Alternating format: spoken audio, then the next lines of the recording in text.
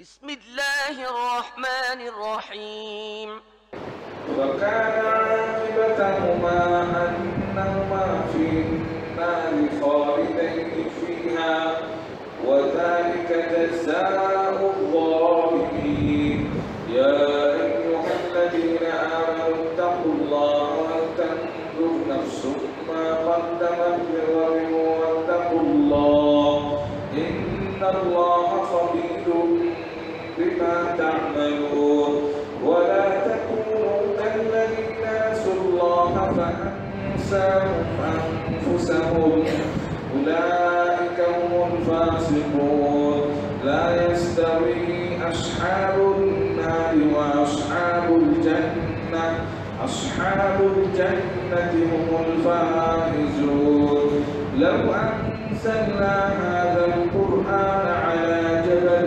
لرأيته خاشعا متصدعا من خشية الله وتلك الأمثال نضربها للناس لعلهم يتفكرون والله الذي لا إله إلا هو عالم الغيب والشهادة هو الرحمن الرحيم هو الله الذي لا إله إلا هو الملك القدوس السلام المؤمن المهيمن العزيز الجبار المتكبر سبحان الله عما يشركون والله الخالق البارئ المصور له الأسماء الحسنى يسبح له ما في السماوات والأرض وهو العزيز الحكيم আপনাদের মাঝে এখন বক্তব্য রাখবেন জনাব মতিউর রহমান মাদানী সাহেব। আসসালামু আলাইকুম ওয়া রাহমাতুল্লাহি ওয়া বারাকাতুহু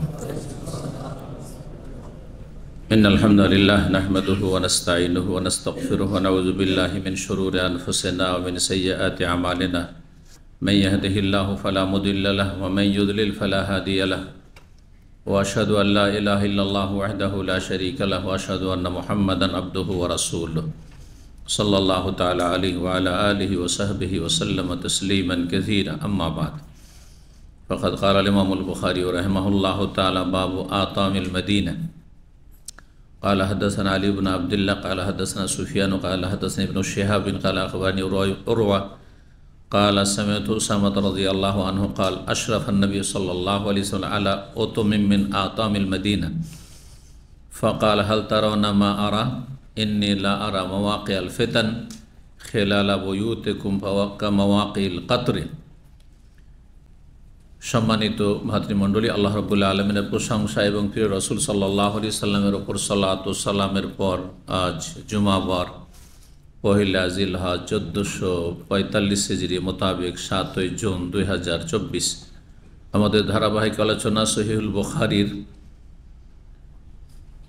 ফাজাইলুল মদিনা, মদিনার ফাজাইল বা মদিনার ফজিলত সম্পর্কে যে হাদিসগুলি রয়েছে, হজ, ওমরা, এসব পর্বগুলি শেষ করার পরে এখন মদিনার ফজিলত ফাজাইলুল মদিনা সম্পর্কে পর্ব নম্বর 2।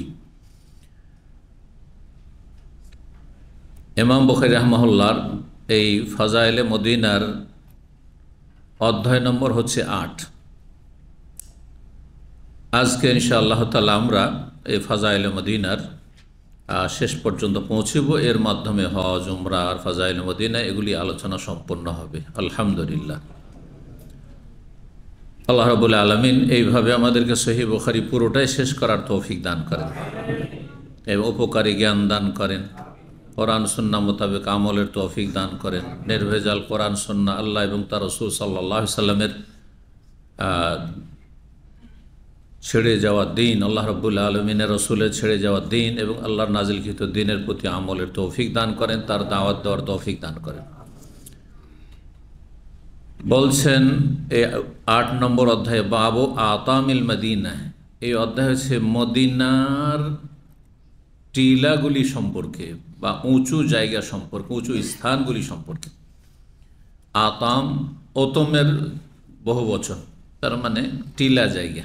টিলা বলেন তো আপনারা, উঁচা জায়গা।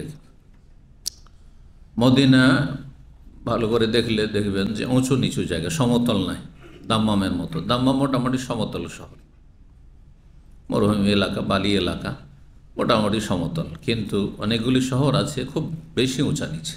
অন্যান্য শহরে যারা থেকেছেন বা ঘুরেছেন তারা জানেন। তো মদিনা উঁচু নিচু জায়গায় রয়েছে, কোথাও নিচে, কোনো জায়গায় উঁচা, কোনো জায়গায় পাহাড়, কোনো জায়গায় সমতল। 1878 নম্বর হাদিস বর্ণনা করছেন উরওয়া ইবনে জুবাইর রাহিমাহুমুল্লাহ তাআলা রাদিয়াল্লাহু আনহুমা। তিনি বলছেন, সামি'তু ওসামা রাদিয়াল্লাহু আনহু, আমি ওসামা বিন যায়েদ রাদিয়াল্লাহু তাআলা আনহুকে বলতে শুনেছি, রাসূলুল্লাহ সাল্লাল্লাহু আলাইহি ওয়াসাল্লামের পালক পুত্র যায়েদ বিন হারেসার ছেলে এবং খুব প্রিয় মানুষ ছিলেন তিনি রাসূলুল্লাহ সাল্লাল্লাহু আলাইহি ওয়াসাল্লামের কাছে। হাসান হোসেনের মতো তাকেও আদর করতেন।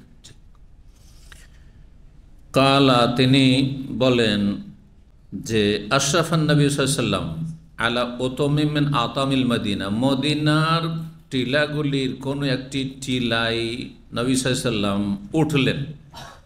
আশরাফা মানে উঠা হয়, আরোহণ করা। আশরাফা মানে হয় মূলত কোনো জায়গা থেকে উকি মেরে দেখা, নিচে জায়গা বা উপর জায়গা থেকে কোনো দিকে উকি মেরে দেখা। উকি মেরে দেখা বুঝেন তো? তো নবী সাল্লাল্লাহু আলাইহি সাল্লাম সেখান থেকে উঁচু জায়গা থেকে মদিনার দিকে, তার মানে দূরে আছেন, মদিনার বাইরে থেকে সফর থেকে আসছেন, আর মদিনা একটু বাইরে আছেন, এক প্রান্তে আছেন। সেখানে একটি উঁচু জায়গায় উঠলে গোটা শহরটা দেখা যায়। তো মদিনার একটি টিলায় উঠে তাকালেন মদিনার দিকে আর বললেন, কাল হাল তারাওনা মা আরা, সাথী সঙ্গীদেরকে আমি যা দেখতে পাচ্ছি তা কি তোমরা দেখতে পাচ্ছ? কি করে দেখবেন? তাদেরকে তো আল্লাহ এই ক্ষমতা দেননি। নবী সাল্লাল্লাহু আলাইহি ওয়াসাল্লামের ক্ষমতা নেই, কিন্তু নবী সাল্লাল্লাহু আলাইহি ওয়াসাল্লাম মুজিজা ছিল। মুজিজা নিজের ক্ষমতা দেন না, অদৃশ্য চোখের আড়ালে অনেক কিছু হচ্ছে আমাদের চোখের সামনে, যা আল্লাহ ছাড়া কেউ দেখেন না, জানেন না। আল্লাহ যদি কাউকে দেখিয়ে দেন সেটি ভিন্ন বিষয়। আম্বিয়া রসুলগণকে যদি আল্লাহ দেখিয়ে দেন সেটি আল্লাহর একক ক্ষমতাধীন। যখন দেখাবেন, যখন শোনাবেন অদৃশ্যের কোনো কথা, যখন জানাবেন তখনই জানতে পারবেন। আম্বিয়া রসুলগণ যদি জানতে পারেন কোনো অদৃশ্যের কথা অথবা দেখতে পান অদৃশ্য, আকাশ থেকে কিছু নেমে আসছে, সেটা আল্লাহর রহমতে নেমে আসছে, বরকত নেমে আসছে, অথবা আযাব গজব নেমে আসছে বৃষ্টিপাতের মতো, এটা একটা অদৃশ্য জিনিস। সেটাকে আমরা দেখতে পাচ্ছি না? পাই না। যখন ঘটে যাচ্ছে তখন আমরা বুঝতে পারছি এগুলি। যখন বালা মুসিবতগুলো পৃথিবীতে নেমে আসলো, বিভিন্ন দুর্যোগ বা বিভিন্ন রকমের আপনার অশান্তি, বিশৃঙ্খলা, বিপর্যয়, তখন আমরা জানতে পারছি যে এগুলি ঘটলো, কিন্তু তার আগ পর্যন্ত কিছুই জানি না। কিন্তু এই বালা মুসিবত আযাবগুলি আকাশ থেকে নেমে আসে, যেমন আল্লাহর রহমত বরকতে নেমে আসে, সুখ শান্তিও নেমে আসে। এগুলি হচ্ছে অদৃশ্য। যদি নবী রসুলগণ দেখেন, বলেন যে আমি দেখতে পাচ্ছি, তাহলে এটি তাদের মৌজেজা। কি বলে এটাকে? ইসলামের মৌজেজা, অলৌকিকত্ব। আর আল্লাহর কোনো নেক বান্দাকে সেটা নবীদের মতো না, সীমিত। আম্বিয়া রসুলগণের ক্ষেত্রে অনেক সময় হয়েছে। মূসা আলাইহিস সালামকে আল্লাহ 9 মৌজেজা দিয়েছেন। নবী সাল্লাল্লাহু আলাইহি ওয়াসাল্লাম অনেক মৌজেজা, অনেক অলৌকিকত্ব ছিল।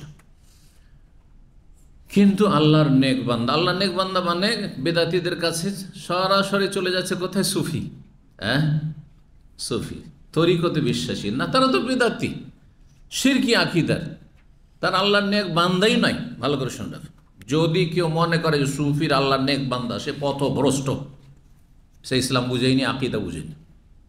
ইসলামের মৌলিক যে ধর্মীয় বিশ্বাস আর তার পরিপন্থী বিষয় কোনগুলি ইসলাম ভঙ্গ করে, ইসলাম নষ্ট করে, সেগুলো বুঝেইনি। তাদের জীবনটা পুরো শিরক বিদআতে ভরা। এই সুফিদের বলছে এরাই হচ্ছে সব সুফি সাধক। এগুলো আমাদের ইন্ডিয়া, বাংলাদেশ, পাকিস্তানের ভাষা। ওলি আউলিয়া না, ওলি আউলিয়া মানে আল্লাযীনা আমানু ওয়া কানু ইয়াত্তাকুন, যার সত্যিকারের খাঁটি ঈমান এবং তাকওয়া আছে। উচ্চ স্তরের ঈমান যেই ঈমান পাহাড়ের মতো, হ্যাঁ, অটল ঈমান, যতই ঝড় তুফান হোক না কেন, উত্থান পতন হোক না কেন, সেটাকে দমে দিতে পারবে না। আর যেই তাকওয়া, আল্লাহ ভীরুতা, পুরোপুরি যে কোনো পরিস্থিতিতে গুনাহ থেকে বাঁচাবে। আর আপনি আমি তাকওয়ার দাবিদার, আল্লাহকে ভয় করি, আর একটু নির্জনে গেলে পাপ করে ফেলছেন, তো এটা কোন তাকওয়া হইল? হ্যাঁ, কোন আল্লাহ ভীরুতা হইল? কোন গুনাহ থেকে বেঁচে থাকার মন মানসিকতা হইল? তাকওয়া মানে তো এগুলি। তো আল্লাহর নেক বান্দা ওলি আউলিয়ার বৈশিষ্ট্য আল্লাহ সূরা ইউনূসে বর্ণনা করেছেন যে ঈমান এবং তাকওয়া, সত্যিকারের ঈমান, সত্যিকারের তাকওয়া। জি, লাহুমুল বুশরা, তাদের জন্য সুসংবাদ রয়েছে। সুসংবাদ দুনিয়াতে আখেরাতে। দুনিয়ার সুসংবাদ একটি হচ্ছে যে অলৌকিক কিছু তাদের মাধ্যমে আল্লাহ ঘটিয়ে দেন। তারা ঘটাতে পারে না, কে ঘটান? আল্লাহ। এটা একটা সুসংবাদ, সম্মানিত করেন তাদেরকে। এই জন্য সম্মানকে কারামা বলা হয়। এইখান থেকে কেরামত শব্দটি, কি শব্দ? ওলি আউলিয়া, আল্লাহ নেক বান্দাদের কেরামত। আল্লাহ নেক বান্দা আপনার বাপ মা হইতে পারে, আল্লাহ নেক বান্দা আপনার ওস্তাদ হইতে পারে, আল্লাহ নেক বান্দা যার মাধ্যমে আল্লাহ কেরামত দেখবে সেটা আপনি হইতে পারে। একটা গরিব হইতে পারে যাকে আপনি তুচ্ছ মনে করছেন, রাস্তাতে ওকে হয়তো দেখলে সালামও দিবেন না, কিন্তু সেও হইতে পারে। কথা বোঝা গেছে? কি বৈশিষ্ট্যগুলো থাকতে হবে কোরআন সুন্নাহ ভিত্তিক, ঈমান এবং তাকওয়া উচ্চ মানের। সেটা দুনিয়ার শিক্ষায় শিক্ষিত হইতে পারে। মাদ্রাসা পড়ার লোকের মধ্যে হয়তো অনেক আছে যে আল্লাহ ভীরুতা, সেই তাকওয়া আর ঈমান নেই, যে ঈমান হয়তো দুনিয়া পড়ার পরে, সায়েন্স টেকনোলজি পড়ার পরে তার মধ্যে হয়ে যেত, সেই হইতে পারে। সেটা মোটেই সুফিরা নয়। কারণ আমাদের দেশে একবার ইসলামের ভুল ব্যাখ্যা করা হয়েছে। যখনই অলিয়া উলিয়া মানে যাদের কবরে পূজা হচ্ছে, না পাকা করা আছে চাদর চড়া, চাদর যদি চড়া না থাকে তো আল্লাহর ওলি না। কোনদিন শুনেছেন ইন্ডিয়া বাংলাদেশের কোনো ওয়াজে আবু বকর, ওমর, উসমান আল্লাহর ওলি? জীবনে শুনেছেন? এমনকি আবু হানিফা, শাফি, মালিক, আহমদ এগুলো আল্লাহর ওলি, অলিয়া উলিয়া শুনেছেন? কিন্তু যতগুলি সুফি তরিকতলা সবগুলি আল্লাহর ওলি। গঙ্গুহি আল্লাহর ওলি, কথা বোঝা গেছে?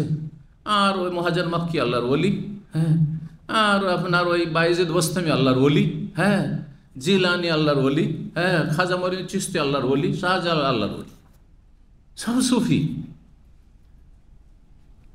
তাহলে ইসলামের যে মেসেজটা গেছে আমাদের দেশে একবারে ভুল মেসেজ গেছে, ভুল ইসলাম পৌঁছেছে, শিরক বিদআতের সংমিশ্রণের সাথে ইসলাম পৌঁছেছে, যার ফলে ভেজাল থেকে বেরিয়ে আসাটা খুব মুশকিল হয়ে গেছে। আল্লাহ যার উপর রহম করেছেন আপনাদের মতো, তাদেরকে আল্লাহ এইসব শিরক বিদআত থেকে, কুসংস্কার থেকে বের করে নিয়ে এসছে। আলহামদুলিল্লাহ বলুন। জি, তো নবী সাল্লাল্লাহু আলাইহি ওয়াসাল্লাম দেখছেন, গায়ব অদৃশ্য দেখছেন, এটি তার মুজিজা। হাল তারাউনা মা আরা, আর সাহাবায়ে কেরামগণ আল্লাহর ওলি, নবী হচ্ছেন রাসূলুল্লাহ সাল্লাল্লাহু আলাইহি ওয়াসাল্লাম, আর সাহাবায়ে কেরাম আল্লাহর ওলি। তাহলে অনেক সময় নবীর মর্যাদা ওলির চেয়ে তো অনেক বেশি। আর সুফিরা কি বলছে? সুফি বলছে যে ওলিরা এমন জায়গায় পৌঁছিতে পারে, হ্যাঁ, এমন সাগরে পাড়ি দিতে পারে যার কিনারায় গিয়ে নবী রসুল থমকে দাঁড়িয়ে যায়। শুনবেন আরবিতে সুফির কথা। জি, এটি হচ্ছে বায়েজিদ বোস্তামির কথা। বাংলাদেশে বায়েজিদ বোস্তামি কোথা থেকে চলে গেল? আছে না কবর, মাজার? কবর বলা বেয়াদবি হয়ে গেল, কিন্তু মাজার বলতেন, তাই না? হ্যাঁ, এগুলো শিরকি কথা, বেদাতি কথা। খুদনা বাহারান বলছে আমরা এমন সাগরে পাড়ি দিয়েছি, ওয়াকাফাল আম্বিয়া ওয়ালা সাহেলিহি, নবী রসুলগণ তার কিনারায় গিয়ে থমকে দাঁড়িয়ে গেছে, আর পারবো না আমরা। নবী রসুল যেতে পারেনি, কিন্তু আমরা সেই সাগরে কি করেছি? পাড়ি দিয়ে এপার থেকে ওপার চলে গেছি। তার মানে আল্লাহ গিয়ে তারা লয় হয়ে, বিলীন হয়ে, ফানা হয়ে আল্লাহ হয়ে গেছে, কিন্তু নবী রসুল তো আল্লাহ হইতে পারেনি। এই কুফরি আকীদা, কত কুফরি আকীদা লুকানো আছে এই সুফিইজমে, পীর মুরিদিতে। জি, সতর্ক, সাবধান। এই জন্য কখনো মনে করবেন না যে পীরেরা কোনো ধার্মিক না, এরা ধর্ম ব্যবসায়ী। ধার্মিক না, ধর্ম ব্যবসায়ী এরা। ভালো করে শুনে রাখেন, হক কথা। হয়তো আপনার ভুল মহব্বত আছে, হ্যাঁ, বিভ্রান্তিকর ভালোবাসা আছে, সেই জন্য তিতা লাগতে পারে, কিন্তু তিতা ওষুধ না খেলে রোগ ভালো হবে না। তিতা ওষুধ না খেলে রোগ ভালো হবে না। জি, জ্বরে মুখে স্বাদ পান না, সব কিছু একবারে পাইনসা পাইনসা লাগছে, মুখে কিছুই দিতে ইচ্ছা হয় না, খেতে ইচ্ছা হয় না, তাই? কারণ আপনার প্রকৃতি কি হয়েছে? বিকৃত হয়ে গেছে। এখন আপনাকে তিতা ট্যাবলেট খাইয়ে যখন সুস্থ করা হবে তখন জিভার স্বাদ পাবেন। এইরকম ব্যাপারটা ধর্মের ক্ষেত্রে আপনাদের বিদাতীদের প্রকৃতি বিকৃত হয়ে গেছে, যার ফলে পথভ্রষ্টদেরকে আল্লাহর ওলি মনে করা হচ্ছে। না শয়তানের ওলি, না আল্লাহর ওলি নয়। জি, তোমরা কি দেখতে পাচ্ছ যা আমি দেখতে পাচ্ছি? তাহলে নবী দেখতে পাচ্ছেন, সাহাবীরা আউলিয়ারা দেখতে পাচ্ছেন না। সমস্ত সাহাবাইকার, যদি কেউ আম্বিয়া রসুলগণের পরে আউলিয়া হয় তাহলে এক নম্বরে প্রথম সারিতে সাহাবায়ে কেরাম, যাদের সম্পর্কে আল্লাহ বলছে রাদিয়াল্লাহু আনহুম ওয়া রাদু আনহু, আল্লাহও রাজি তাদের উপর, তারাও রাজি আল্লাহর উপর। আমরা অনেক সময় আমাদের কষ্ট হইলে আল্লাহ এটা কেন হইল আমরা রাজি হইতে পারি না, ঠিক কিনা বলেন? বাস্তবতা এটা মেনে নিতে পারছি না আমি, এটা যে আমার এরকম কেন হয়ে গেল, আমার পরিবারের এইরকম কেন হয়ে গেল, আমার এত কেন লস হয়ে গেল, এটা মেনে নেওয়া যায় না, সন্তুষ্ট হতে পারছেন না। আপনিও নারাজ আল্লাহর ওপর, আল্লাহর তকদির ফয়সালার ওপর, আর আল্লাহ আপনার ওপর নারাজ। বুঝতে পেরেছেন কথা? কোথায় শেখ সাদি, কোথায় বকরিন নেদি, আর ওলিয়া উলিয়ার দাবি করে বসে আছেন। জি, তোমরা কি দেখতে পাচ্ছ যা আমি দেখতে পাচ্ছি? সাহাবারা তো দেখতে পাচ্ছেন না। বলছে ইন্নী লা আরা, আমি নিশ্চিত দেখতে পাচ্ছি, মাওয়াকে আল ফেতান, ফেতনা পতিত হওয়ার স্থানগুলি। মাওয়াকে মৌকের বহু বছর, ইসিম জারফ। ওয়াকায়াখাও মানে পতিত হওয়া, আর মৌকে মানে পতিত হওয়ার জায়গাগুলি, ইসিম জারফ। বলছেন যে ফিতনাগুলি, যে ফিতনা নেমে আসছে আকাশ থেকে, যেই জায়গাগুলিতে ফিতনা এসে, ফিতনা মানে কি? অশান্তি, হ্যাঁ, কলহ, হ্যাঁ, আর ফাসাদ, রক্তপাত, আর লড়াই, আর বিভিন্ন রকমের বালা মুসিবত, এই যে ফিতনা। তারপর রোগ, বিভিন্ন রোগ, এমনকি মহামারী, এই যে করোনা, ফিতনা এটাও। জি হ্যাঁ, প্লেগ, হ্যাঁ, কলেরা, বসন্ত, আর এই ধরনের যতগুলি রয়েছে, আপনার ভাইরাস রয়েছে, এগুলোও ফিতনা আছে। ফিতনা সার্বিক দিক থেকে অনেক ব্যাপক অর্থ রাখে। আমি ফিতনা সমূহ পতিত হওয়ার জায়গাগুলি বা স্থানগুলি দেখতে পাচ্ছি। কোথায় এসে পড়ছে সেগুলি? নেমে আসছে ওপর থেকে। কোথা থেকে নেমে আসছে তাহলে? আল্লাহর পক্ষ থেকে, আকাশ থেকে।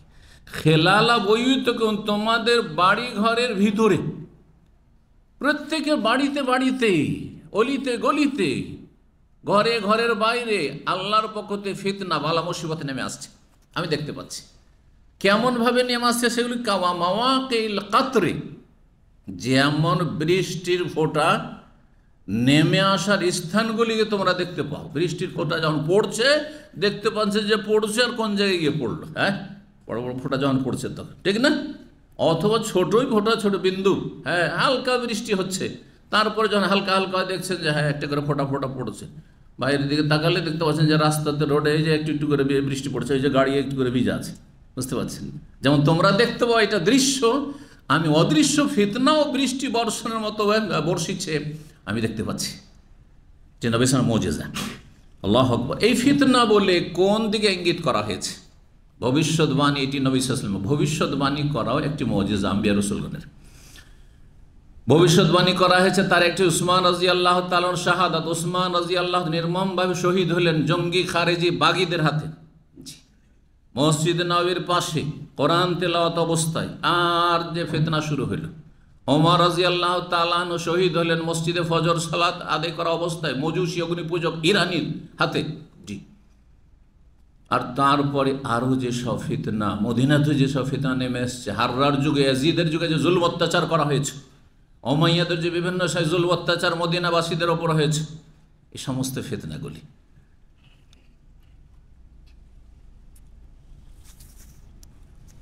মদিনার তাহলে টিলাগুলির কথা হাদিস আসলে, এবং বুখারী বলে মদিনার টিলাতে নবী সাল্লাল্লাহু আলাইহি ওয়াসাল্লাম উঁচাই চড়েছেন, আর সেখান থেকে কথাটি বলেছেন। এই কথাই বুখারী দেখাতে চাইলেন। 9 নম্বর অধ্যায় হচ্ছে বাবুন, এই অধ্যায় হচ্ছে লা ইয়াদখুলু দাজ্জালুল মদিনা, মদিনায় দাজ্জাল প্রবেশ করবে না। দাজ্জাল সারা পৃথিবী বিচরণ করবে 40 দিনের ভিতরে, সারা পৃথিবী পূর্ব থেকে পশ্চিম পর্যন্ত আল্লাহর জমিন ঘুরে চলে আসবে। একমাত্র কয়েকটি জায়গায় প্রবেশ করতে পারবেন না, তার অন্যতম হচ্ছে মদিনা, আর আরেকটি হচ্ছে মক্কাতুল মুকাররমা। এই দুটো কথা হাদিসে আসছে, সামনে হাদিসে মক্কা মদিনা সম্ভবত আসবে, আর প্রসিদ্ধ হাদিস। তারপর আর একটি হাদিস তারা প্রমাণিত, যেটি সহি হেনে বুখারী মুসলিমে নাই, কিন্তু অন্য হাদিসে রয়েছে সহি, সেটা বাইতুল মাকদিস, ফিলিস্তিন, বাইতুল মুকাদ্দাসে, কেন তৃতীয় সেটি পবিত্র ভূমি। জি, আর একটি রিওয়ায়াত রয়েছে আল্লাহু আলাম, সেটি মসজিদ তুর, যেখানে মুসা আলাইহিস সালাম আল্লাহর সাথে কথোপকথন করে কথা বলেছিলেন। জি, আল্লাহ তাআলা আলাম। তো 1879 নম্বর হাদিস আবু বকর রাদিয়াল্লাহু তাআলা আনহু বর্ণনা করছেন নবী সাল্লাল্লাহু আলাইহি ওয়াসাল্লাম থেকে, তিনি বলেন, লা ইয়াদখুলুল মাদিনাত রুবুল মাসিহিদ দাজ্জাল, মাসিহিদ দাজ্জালের ত্রাস মদিনায় প্রবেশ করবে না। ত্রাস মানে দাজ্জাল তো ঢুকবেই না, কিন্তু দাজ্জালের কি কোনো ভয় থাকবে না। মদিনায় যারা সুরক্ষিত মদিনার ভিতরে, তারা দাজ্জাল বলে ভীত সন্ত্রস্ত হবে না, আতঙ্ক হবে না তাদের, যে কি হবে আমাদের, কি হবে। তারা মদিনার ভিতরে থাকলে তাদের ঈমান আমল সুরক্ষিত দাজ্জাল থেকে। কিন্তু মদিনার বাইরে, মক্কার বাইরে যে জায়গাগুলোর কথা বললেন, এগুলির বাইরে কোথাও যদি কেউ অবস্থান করে, তো দাজ্জালের ফিতনা থেকে বাঁচাটা অসম্ভবের মতো। আল্লাহ হেফাজত করুন। এই জন্য দাজ্জালের যুগ আসার আগেই দুনিয়া থেকে ঈমান নিয়ে চলে যাওয়া অনেক বড় নিয়ামত আল্লাহ। ওয়াইজা আরাদতা বিইবাদিকা ফিতনাতান ফাকবিদনা গায়রা মাফতুনিন, নবী সাল্লাল্লাহু আলাইহি হাদিস, সেটা দোয়া। আল্লাহ যখন মানব জাতি বান্দার জন্য কখন ফিতনা তুমি চাইবে, যে মানুষ ফিতনায় ঈমান ইসলাম হারিয়ে দিক, বা এমন বালা মুসিবত আসুক যে বালা মুসিবত বরদাস্তের বাইরে, ফাকবেজনা গায়রা মাফতুন, ফিতনার আগে আমাদেরকে ফিতনা মুক্ত করে তোমার কাছে আমাদেরকে গ্রহণ করো। তো ঈমান অবস্থায় চলে যাওয়াটা আল্লাহর বড় নিয়ামত। খুব আশা আকাঙ্ক্ষা, আরও 50 বছর বাঁচতাম আর অনেক আমোদ ফুর্তি করতাম, কত দুনিয়ার কত কি দেখতাম আর ভোগ করতাম, অথচ হয়তো তখন ঈমান হারিয়ে গেল। আর এখনই চলে গেল ঈমান নিয়ে, আলহামদুলিল্লাহ জান্নাতে চলে গেলেন, কত ভালো। তাহলে সব সময় বেশি দিন বাঁচতে চাওয়াটা ভালো কাজ নয়। আমার জন্য বেঁচে থাকাটা ভালো হবে না এখনই চলে যাওয়া ভালো হবে, এটা আল্লাহ বেশি জানা, আমি জানি না, ঠিক না? সুতরাং আমরা কোনোটাই বলতে পারবো না যে আমি এখন চলে গেলেই ভালো হইতে পারে 10-20 বছর বাঁচলে আরও বেশি দিনের কাজ করতে পারতাম, আর নিজে আমল করতে পারতাম, আর আখেরাতে সম্বল নিতে পারতাম, এটা আমার জন্য কল্যাণকর, বেঁচে থাকা কল্যাণকর। আবার এর বিপরীতটাও হইতে পারে, যার ফলে আল্লাহ রাব্বুল আলামিন যেটি ফয়সালা করেন সেটি বান্দার কল্যাণের জন্যই করেন, তিনি আরহামুর রাহিমিন। আল্লাহর কাছে কল্যাণ চাইতে হবে। আল্লাহ আমার জন্য বেঁচে থাকা যদি ভালো হয় তাহলে বাঁচিয়ে রাখো, আর যদি দুনিয়া থেকে চলে যাওয়াই ভালো হয় তাহলে সেটাই তুমি করো। ফিতনার যুগে বিশেষ করে এই দোয়া করা, অশান্তির যুগে। বলছেন যে মাসিহুদ দাজ্জালের ত্রাস মদিনায় প্রবেশ করবেন না। দাজ্জালকে মাসিহ কেন বলা হয়, কে বলতে পারে? যদি কে বলতে পারে হাত তুলে। ঈসা আলাইহিস সালামকে মাসিহ বলা হয়, আবার দাজ্জালকে মাসিহ বলা হয়, তাহলে তো দুটো উপাধি একই রকম। আল্লাহর ওলি আর শয়তানের ওলি। নবী রসুলগণ আল্লাহর সবচেয়ে বড় বন্ধু, তাই না? আল্লাহর ওলিকে মাসিহ বলা হয়েছে, আর শয়তানের ওলি দাজ্জালকেও মাসিহ বলা হয়েছে। শয়তানের সবচেয়ে বড় ওলি হচ্ছে দাজ্জাল, আর আল্লাহর ওলি হচ্ছেন আম্বিয়া রসুলগণ। ঈসা আলাইহিস সালাম আল্লাহর ওলি, নবীরা সব ওলি। আমাদের সবার এইটাও ভুল আছে, যে নবীকে কেউ জীবনে ওলি বলবেন না। তো নবী যদি আল্লাহর দোস্ত নয়, তার দোস্ত আছেই পাকে, কথা বোঝা গেছে না? ওলি মানে বন্ধু। তো আল্লাহর সবচেয়ে বড় বন্ধু, এমনি আবু বকর, ওমর, ওসমান এই উম্মতের সবচেয়ে বড় ওলি, তাই না? কিন্তু তার চেয়ে বড় ওলি হচ্ছেন অন্য অন্য নবীরাও। মুহাম্মদ সাল্লাল্লাহু আলাইহি ওয়াসাল্লাম তো আছেনই।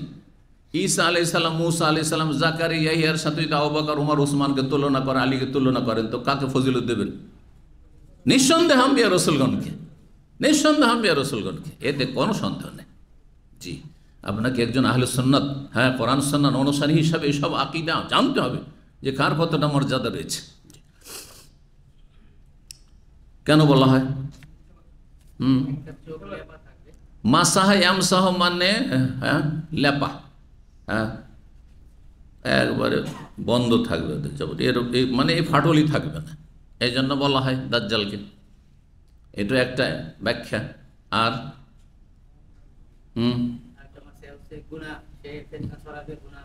না,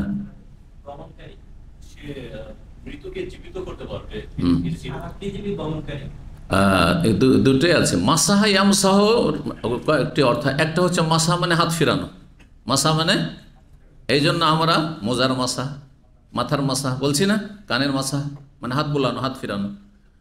তো মাসাহা, এই দাজ্জাল কোনো কিছুতে হাত দিলে যেটা চাইবে, যেটা হুকুম করবে সেটাই হয়ে যাবে। হ্যাঁ, যেটা হুকুম করবে সেটাই হয়ে যাবে। যতই বড় রোগ হোক না কেন, হাত ফিরিয়ে দিয়ে ভালো হয়ে যাবে। মানুষ কেন ধোকা খাবে না? হ্যাঁ, মানুষ কেন তাকে আল্লাহ হিসাবে মেনে নেবে? গুমরা হয়ে যাবে মানুষ। অসাধারণ কিছু দেখবে, যা আল্লাহর কাজ সব দেখছে, গুমরা হয়ে যাবে। কিন্তু নবী সাল্লাল্লাহু আলাইহি ওয়াসাল্লাম সতর্ক করেছেন, ইন্না রাব্বাকুম লাইসা বিআওয়ার, তোমাদের রব কানা না, আর দাজ্জাল হচ্ছে কানা। তারপরে তার কপালে লেখা তো কাফারা, কাফের লেখা থাকবে।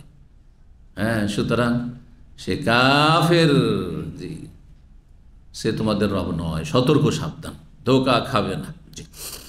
তো মাসি দুটি কারণ তাহলে হয়ে গেল। একটা হচ্ছে যে তার একটা চোখ কি থাকবে, মামসুহুল আইন, মামসুহুল আইন হাদিসে রয়েছে যে চোখ মুছা থাকবে, মানে চোখে কোনো রকমের ফাটলি থাকবে না, হ্যাঁ, সে যে ছিদ্র আছে সেটা থাকবে না। আর একটা হয়ে গেল যে কোনো কিছুতে হাত দিলেই সেটা যেটা বলবে সেটাই হয়ে যাবে। হ্যাঁ, কোন ফায়া কোন হয়ে যাবে। জি। আর আরেকটা মাসাহাল আরজাতকে, মাসাহা মানে জমি মাপা, এই জন্য জমি মাপা যে আমাদের দেশে আমিন বলে না, কি বলে আমিন, এই আমিনি কাজকে হ্যাঁ মাসাহ বলে, আমিনকে মাসাহাল আর জমিন মাপা। তো সে 40 দিনের মধ্যে সারা পৃথিবীর জমিন মেপে ফেলে দিবে, মানে সারা পৃথিবী ঘুরে চলে আসবে। জি, এই জন্য মাসিহুদ দাজ্জাল বলা হয়েছে। ঈসা আলাইহিস সালাম হচ্ছেন মাসিহুল হুদা, আর দাজ্জাল হচ্ছে মাসিহুদ দলালা, গোমরাহির মাসিহ, ভ্রষ্টতার মাসিহ দাজ্জাল, আর হেদায়েতের মাসিহ হচ্ছে ঈসা আলাইহিস সালাম। জি। তো ঈসা আলাইহিস সালাম কেন মাসিহ বলা হয়েছে? কোরআনে বলা হয়েছে ওয়াকাল আল মাসিহ, জি, হ্যাঁ, উবুদুল্লাহ রব্বি ওয়া রাব্বাকুম। জি, হ্যাঁ, ঈসা আলাইহিস সালামকে আল্লাহ কিছু মুজিজা দিয়েছিলেন। তার একটি হচ্ছে যে যে কোনো রোগ, হ্যাঁ, জন্মান্ধ, হ্যাঁ, মায়ের পেট থেকে সেই রোগ নিয়ে দুনিয়া ভূমিষ্ঠ হয়েছে, তারপর হাত ফিরিয়ে দিলে সাথে সাথে ভালো হয়ে যেত, সাথে সাথে। ঠিক, ওয়ুবরিউল আকমাহ ওয়াল আবরাস, কুষ্ঠরোগী ভালো হয়ে যেত, আকমা জন্মান্ধ ভালো হয়ে যেত। ওয়ুহিল মাউতা, মৃতকে জীবিত করতেন তিনি। আল্লাহ বিইজনিল্লাহ, কার হুকুমে?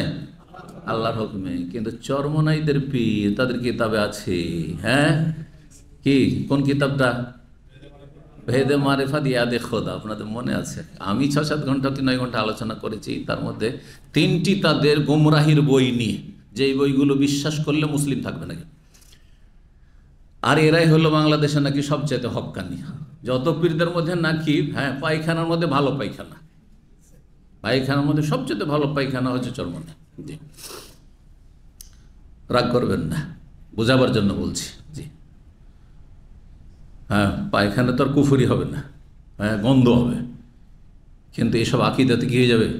কাফের হয়ে চিরকাল জাহান্নামে থাকতে হবে। এই জন্য বলছি, যে তুলনা করছি। তাতে আছে কি, হ্যাঁ, যে আল্লাহর ওলিয়ে কামিল কি করলো? হ্যাঁ, কমবে ইজনে, আমার হুকুমে ওঠো, আর মৃতকে জীবিত করে দিল। হ্যাঁ, মরা নাতিকে, ওই বুড়ার একটা নাতি ছিল, হ্যাঁ, ওই নাতি মরে গেল, তো এই বুড়া খাবে কি? তখন ওই পীরে কামিল কি করলো? কুমবে ইজনিল্লাহ বলেনি, কি বলেছে? আমার হুকুমে ওঠো।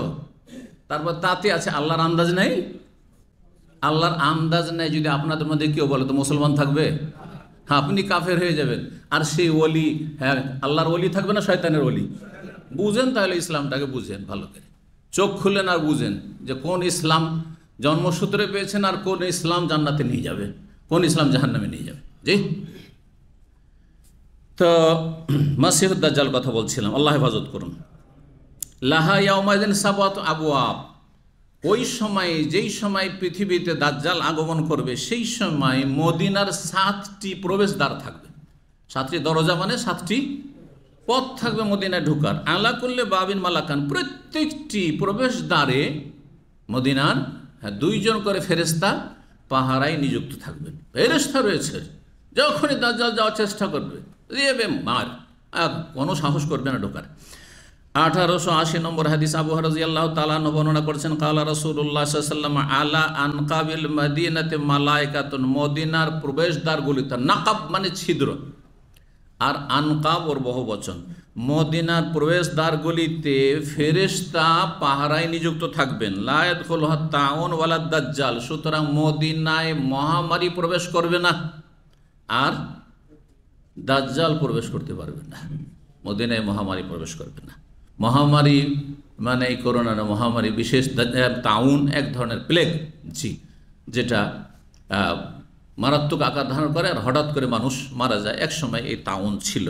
ওমর রাদিয়াল্লাহু তাআলা মানে শাম দেশে তাউন এত ছড়িয়েছিল যে বিশিষ্ট অনেক সাহাবায়ে কেরামগণ সেই সময় শহীদ হয়েছেন এই তাউনে। জি, তাউনে কেউ যদি মারা যায় আক্রান্ত হয়ে বা এইরকম রোগে, তাহলে নবী সাল্লাল্লাহু আলাইহি ওয়াসাল্লাম কি বলছেন, ওয়াল মাতউনু শাহিদুন, সে শাহাদাতের মর্যাদা পাবে।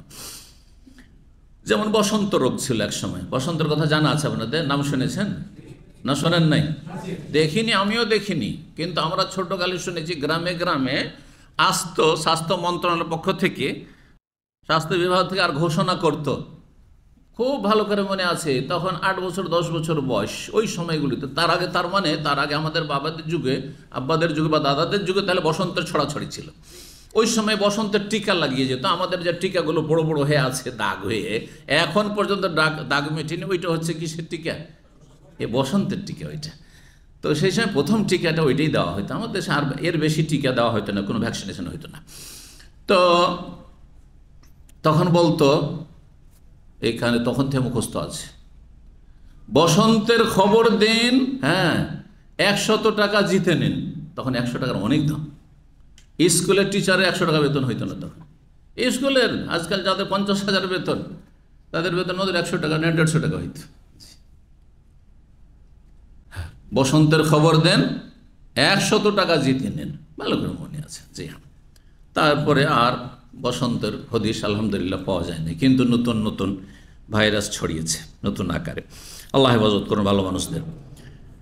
1881 নম্বর হাদিস বর্ণনা করেছেন আনাস রাদিয়াল্লাহু তাআলা আনহু, নবী সাল্লাল্লাহু আলাইহি ওয়াসাল্লাম থেকে বলেছেন, লাইসা মিন বালাদিন, এমন কোন নগরী নাই, শহর নাই, ইল্লা সায়াতাহু দাজ্জাল, সেগুলিতে দাজ্জাল অবশ্যই প্রবেশ করবে, ইল্লা মক্কা ওয়াল মদিনা, তবে মক্কা আর মদিনা। এই যে বুখারী হাদিসে চলে আসলো কি দুটো শহরের কথা। লাইসা লাহু মিন নিকাবিহা নাকবুন, এই মক্কা মদিনার যে কোনো প্রবেশদ্বার হোক না কেন, মক্কা মদিনার যে কোনো প্রবেশদ্বার হোক না কেন, ইল্লা আলাইহিল মালায়েকা, সেখানে ফেরেশতাগণ পাহারায় নিযুক্ত থাকবেন, সাফিনা, সারিবদ্ধ হয়ে, কাতারবদ্ধ হয়ে, লাইন লাগিয়ে তারা থাকবেন।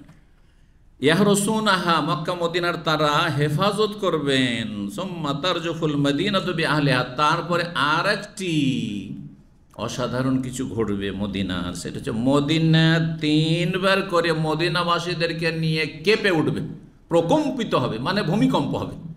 মদিনায় সেই সময় ভূমিকম্প হবে, 3 বার করে হবে, আর তাতে আতঙ্কিত হয়ে ফায়ুখরিজুল্লাহ কুল্লা কাফির ও মুনাফিক, আল্লাহ প্রত্যেক কাফের মুনাফিককে মদিনা থেকে এই ভূমিকম্পের মাধ্যমে বহিষ্কৃত করে বের করে দেবেন। তারা দেখবে যে না, মদিনায় বাস করা যাবে না, এখানে ভূমিকম্প তো পালা, এখান থেকে পালিয়ে। এইভাবে আল্লাহ রাব্বুল মদিনাকে পরিষ্কার পরিচ্ছন্ন করে দেবে এই নাপাকগুলি থেকে। তারা কারা?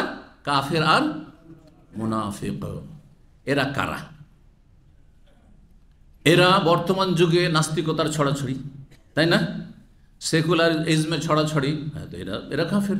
শুধু মদিনায় যদি কেউ নাস্তিক থাকে, হ্যাঁ, মদিনায় যদি সেকুলার থাকে, হ্যাঁ, সব ধর্ম ঠিক আছে, হ্যাঁ, ধর্ম এইখানে শুধু পারিবারিক জীবনে, সামাজিক ক্ষেত্রে, এই তো অর্থনীতি, ওই সবে কিছু না। এইভাবে যারা ইসলামকে সীমিত করেছে কিসে? হ্যাঁ, মসজিদে শুধু, হ্যাঁ, তো এগুলো হচ্ছে ধর্মনিরপেক্ষতা, তো এগুলো কুফরি মতবাদ। এই ধরনের বিভিন্ন কুফরি মতবাদ রয়েছে। তাছাড়া বেনামাজি, মদিনা কত বেনামাজি আছে, প্রবাসী দেখেন মক্কা মদিনা কত বেনামাজি।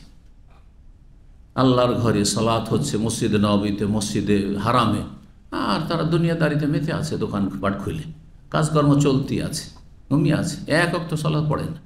আর 1 ওয়াক্ত পড়েই বা কী হবে? হ্যাঁ, 5 ওয়াক্তে 4 ওয়াক্ত করার তো আপনার অধিকার নেই। তাহলে এদেরকে আল্লাহ বের করবে, এদেরকে তাড়িয়ে দেবে এই মদিনা থেকে, মদিনায় আল্লাহ রাখবে না। ইমাম আইনি রাহমাহুল্লাহ, হানাফিদের মধ্যে অল্প কয়েকজন মুহাদ্দিস রয়েছেন, বেশি মুহাদ্দিস নাই, কারণ হাদিস চর্চার একটু কম। তার মধ্যে অন্যতম মুহাদ্দিস ইমাম আইনি, বদরুদ্দিন আইনি। তার প্রসিদ্ধ কিতাব রয়েছে সহিহ বুখারী ভাষ্য, যেমন ফথুল বারী 12 খণ্ডে রয়েছে, ঠিক তেমনি ওই রকমই মাপের এই ইমামের একটি সহিহ বুখারী ভাষ্য রয়েছে, যার নাম হচ্ছে ওমদাতুল কারি। কিতাবের নাম হচ্ছে ওমদাতুল কারি, ভালো করে শুনুন। তাতে তিনি লিখছেন যে মদিনা থেকে কাফেরদেরকে বের করবে, এরা কারা? বলছে মদিনাতে কাফের আছে, সেই যুগে ছিল, 9ম শতাব্দীতে, সেই যুগেও ছিল, এখনো আছে। তারা হচ্ছে শিয়া, আওয়ালি এলাকাতে এখনো বাস করে, যাদেরকে নাখাওয়েলা বলা হয়। মদিনার লোকেরা বা মদিনার আশেপাশে যারা থাকে, যাবো যে নাখাওয়েলা একটি ফিরকা রয়েছে, চরমপন্থী শিয়া, কথা বুঝতে পারছেন, ইরানিদের মতো। তাদের মোবারক জায়গা হচ্ছে ইরান। জি, তারা এখানে মা আয়েশা রাদিয়াল্লাহু তাআলা আনহার কবরে বাকিতে ঢুকে থুথু নিক্ষেপ করেছে আর ময়লা আবর্জনা নিক্ষেপ করেছে, তখন তাদেরকে মার একবার দেওয়া হয়েছে, তারপর একটু ঠান্ডা হয়েছে। তো এই যে এই ধরনের যারা কাফের মদিনায় থাকবে এই কিয়ামতের কাছাকাছি সময়, তাদেরকে আল্লাহ কি করবেন? মদিনা থেকে বহিষ্কার করবেন। কিভাবে বহিষ্কার করবেন? ভূমিকম্প হবে, তখন মদিনা ছেড়ে তারা নিজে থেকেই পালিয়ে যাবে, নিজে থাকবে, আর মদিনা সাফ হয়ে যাবে। মদিনাতে আল্লাহ আল্লাহ মোত্তাকি বরকদার, মরবো এখানেই মরবো, মোবারক জায়গা, এখানেই মরবো, কিন্তু যাবো না মদিনা ছেড়ে। ওরাই শুধু থেকে যাবে, নামাজিরা থেকে যাবে, তৌহিদবাদী থেকে যাবে। অনেক সুফি আছে মদিনায়, অনেক সুফি আছে, মাজারি আছে, তাদেরকে আল্লাহ বের করে দেবে, কারণ তারা হচ্ছে কাফের, মুনাফিক, তারা মুসলিম না। জি, আল্লাহর কাছে, আল্লাহর খাতে তারা মুসলিম না, তাদেরকেও বের করে দেবে। শুধুমাত্র থেকে যাবে যারা মহে তৌহিদবাদী আর 5 ওয়াক্ত সালাত আদায় করি, ভালো মানুষ, তারাই শুধু থেকে যাবে যে মরণ তো যে কোনো জায়গায় হবে, মদিনা ছেড়ে যাব না, এখানেই থাকবো, আল্লাহ যদি হায়াত রাখেন থাকবো, আর না হলে চলে যাবো। ফায়ুখরিজাল্লাহু কুল্লা কাফির ওয়া মুনাফিক। 1882 নম্বর হাদিস বর্ণনা করেছেন আবু সাঈদ খুদরী রাদিয়াল্লাহু তাআলা আনহু, বলছেন হাদাসানা রাসূলুল্লাহ হাদিসান তাওয়িলান আনিদ দাজ্জাল। রাসূলুল্লাহ একটি লম্বা হাদিস শোনালেন আমাদেরকে দাজ্জাল সম্পর্কে। ফাকানা ফিমা হাদাসানা বিহি আনকাল, যেই কথাগুলি বর্ণনা করেছে দাজ্জাল সম্পর্কে তার একটি কথা ছিল ইয়াতিদ দাজ্জাল, দাজ্জাল আসবে, ওয়া হুয়া মুহাররামুন আন ইয়াদখুলা নিকাবাল মাদিনা, তার ওপর নিষিদ্ধ, হারাম থাকবে মদিনার প্রবেশদ্বারে ঢোকা, মদিনার কোন রাস্তা দিয়ে মদিনার ভিতরে ঢুকবে এটা তার উপর কি করা থাকবে? হারাম করা, মুহাররাম, নিষিদ্ধ থাকবে। তখন সে দেখবে নিরুপায়, মদিনা তো ঢুকতে পারলাম না, তখন কোথায় অবস্থান করবে? ইয়ানজিলু বাযা সেবাখ আল্লাতী বিল মাদিনা, মদিনার এক প্রান্তে যে লোনা ভূমি রয়েছে, সেবাখ বলা হয় সাবাখাতুন, মানে লোনা ভূমি, লোনা বুঝেন? মানে লবণাক্ত ভূমি। আর কেউ কেউ অর্থ করেছেন যে বালুকাময়, বালুকাময়, কিন্তু এটি ভাব অর্থ হতে পারে, কিন্তু আসলে সাবাখাতুন আরবি যেগুলো ভাষ্য সেগুলোতে সাবাখাতুন মানে হয় লোনা, সুতরাং লোনা মাটি এলাকায়। আর সেটি হচ্ছে একবার নির্ধারিতভাবে সেই জায়গার কথা অন্য হাদিস রয়েছে, জোরফ এলাকা। আর জোরফ এলাকা এক সময় মদিনার এক সাইডে ছিল, এখন মদিনার যদিও এক সাইডে আছে, তবুও মদিনা আর ওর চাইতে বেশি বিস্তীর্ণ হয়ে গেছে মদিনা শহর, কারণ অনেক বড় হয়ে গেছে এখন। আজকে থেকে 30-35 বছর আগে আমরা যখন মদিনায় বসবাস করেছি, তখন জোরফ আর মদিনার মাঝে বিশাল ফাঁকা এলাকা ছিল। আর তারপর জোরফ একটা গ্রাম ছিল, বেদুইন গ্রাম ছিল। মদিনার ছাত্ররা যারা পরিবার নিয়ে থাকতো, তো তাদের তো স্টাইপেন্ড ভাতা অল্প, মাত্র সেই যুগে ছিল 520 টাকা। তো 520-এ পরিবার নিয়ে থাকা, যদিও সেই সময় জিনিসপত্র খুবই সস্তা ছিল, তো কষ্টকর ছিল, যার ফলে তারা ওই জোরফে থাকতো, সস্তা, ওই 200 রিয়ালে বাসা পাওয়া যেত, ফ্যামিলি বাসা ধানে 200 টাকায় পাওয়া যাচ্ছে। তো ওই জন্য সেখানে থাকতো, আর গাড়ি নিয়ে ধর মদিনা ইউনিভার্সিটি তারা আসতো, যারা পরিবার নিয়ে থাকতো, আমাদের যুগে, আমাদের আগের যুগে এই জোরফ। তো জোরফ সেই যুগে গিয়েছি, আর জোরফ দেখার জন্য একটু কৌতূহল এই জন্য ছিল যে হাদিসে জোরফের কথা আছে, জোরফে এসে কি হয়ে যাবে? থেমে যাবে দাজ্জাল, আর জোরফ থেকে এইদিকে আর ঢুকতে পারবে না। মদিনা সম্পর্কে কারো কিছু জানা আছে? মদিনায় কেউ থেকেছেন? মদিনার কোন দিকে কি আছে কারো জানা আছে? এখানে কেউ আছে? নেই, তাই না? তাহলে আর বিষয় বলা দরকার। মদিনার কিবলাতান পর্যন্ত আপনারা গিয়েছেন, তাই না? কিবলাতানটা গেছেন শুধু, মদিনা ইউনিভার্সিটিকেও দেখেছেন, কিবলাতানের পরে মদিনা ইউনিভার্সিটি, আর তার ডান দিক দিয়ে কিং ফাহাদ হসপিটালের সামনে আছে, আর তারপর ডান দিক থেকে উত্তর দিকে বেরিয়ে চলে গেলে, যখন মদিনা থেকে উত্তর দিকে বেরিয়ে যাবেন সামদেশের উদ্দেশ্যে, তখন জোরফ পড়বে, জোরফ এলাকা।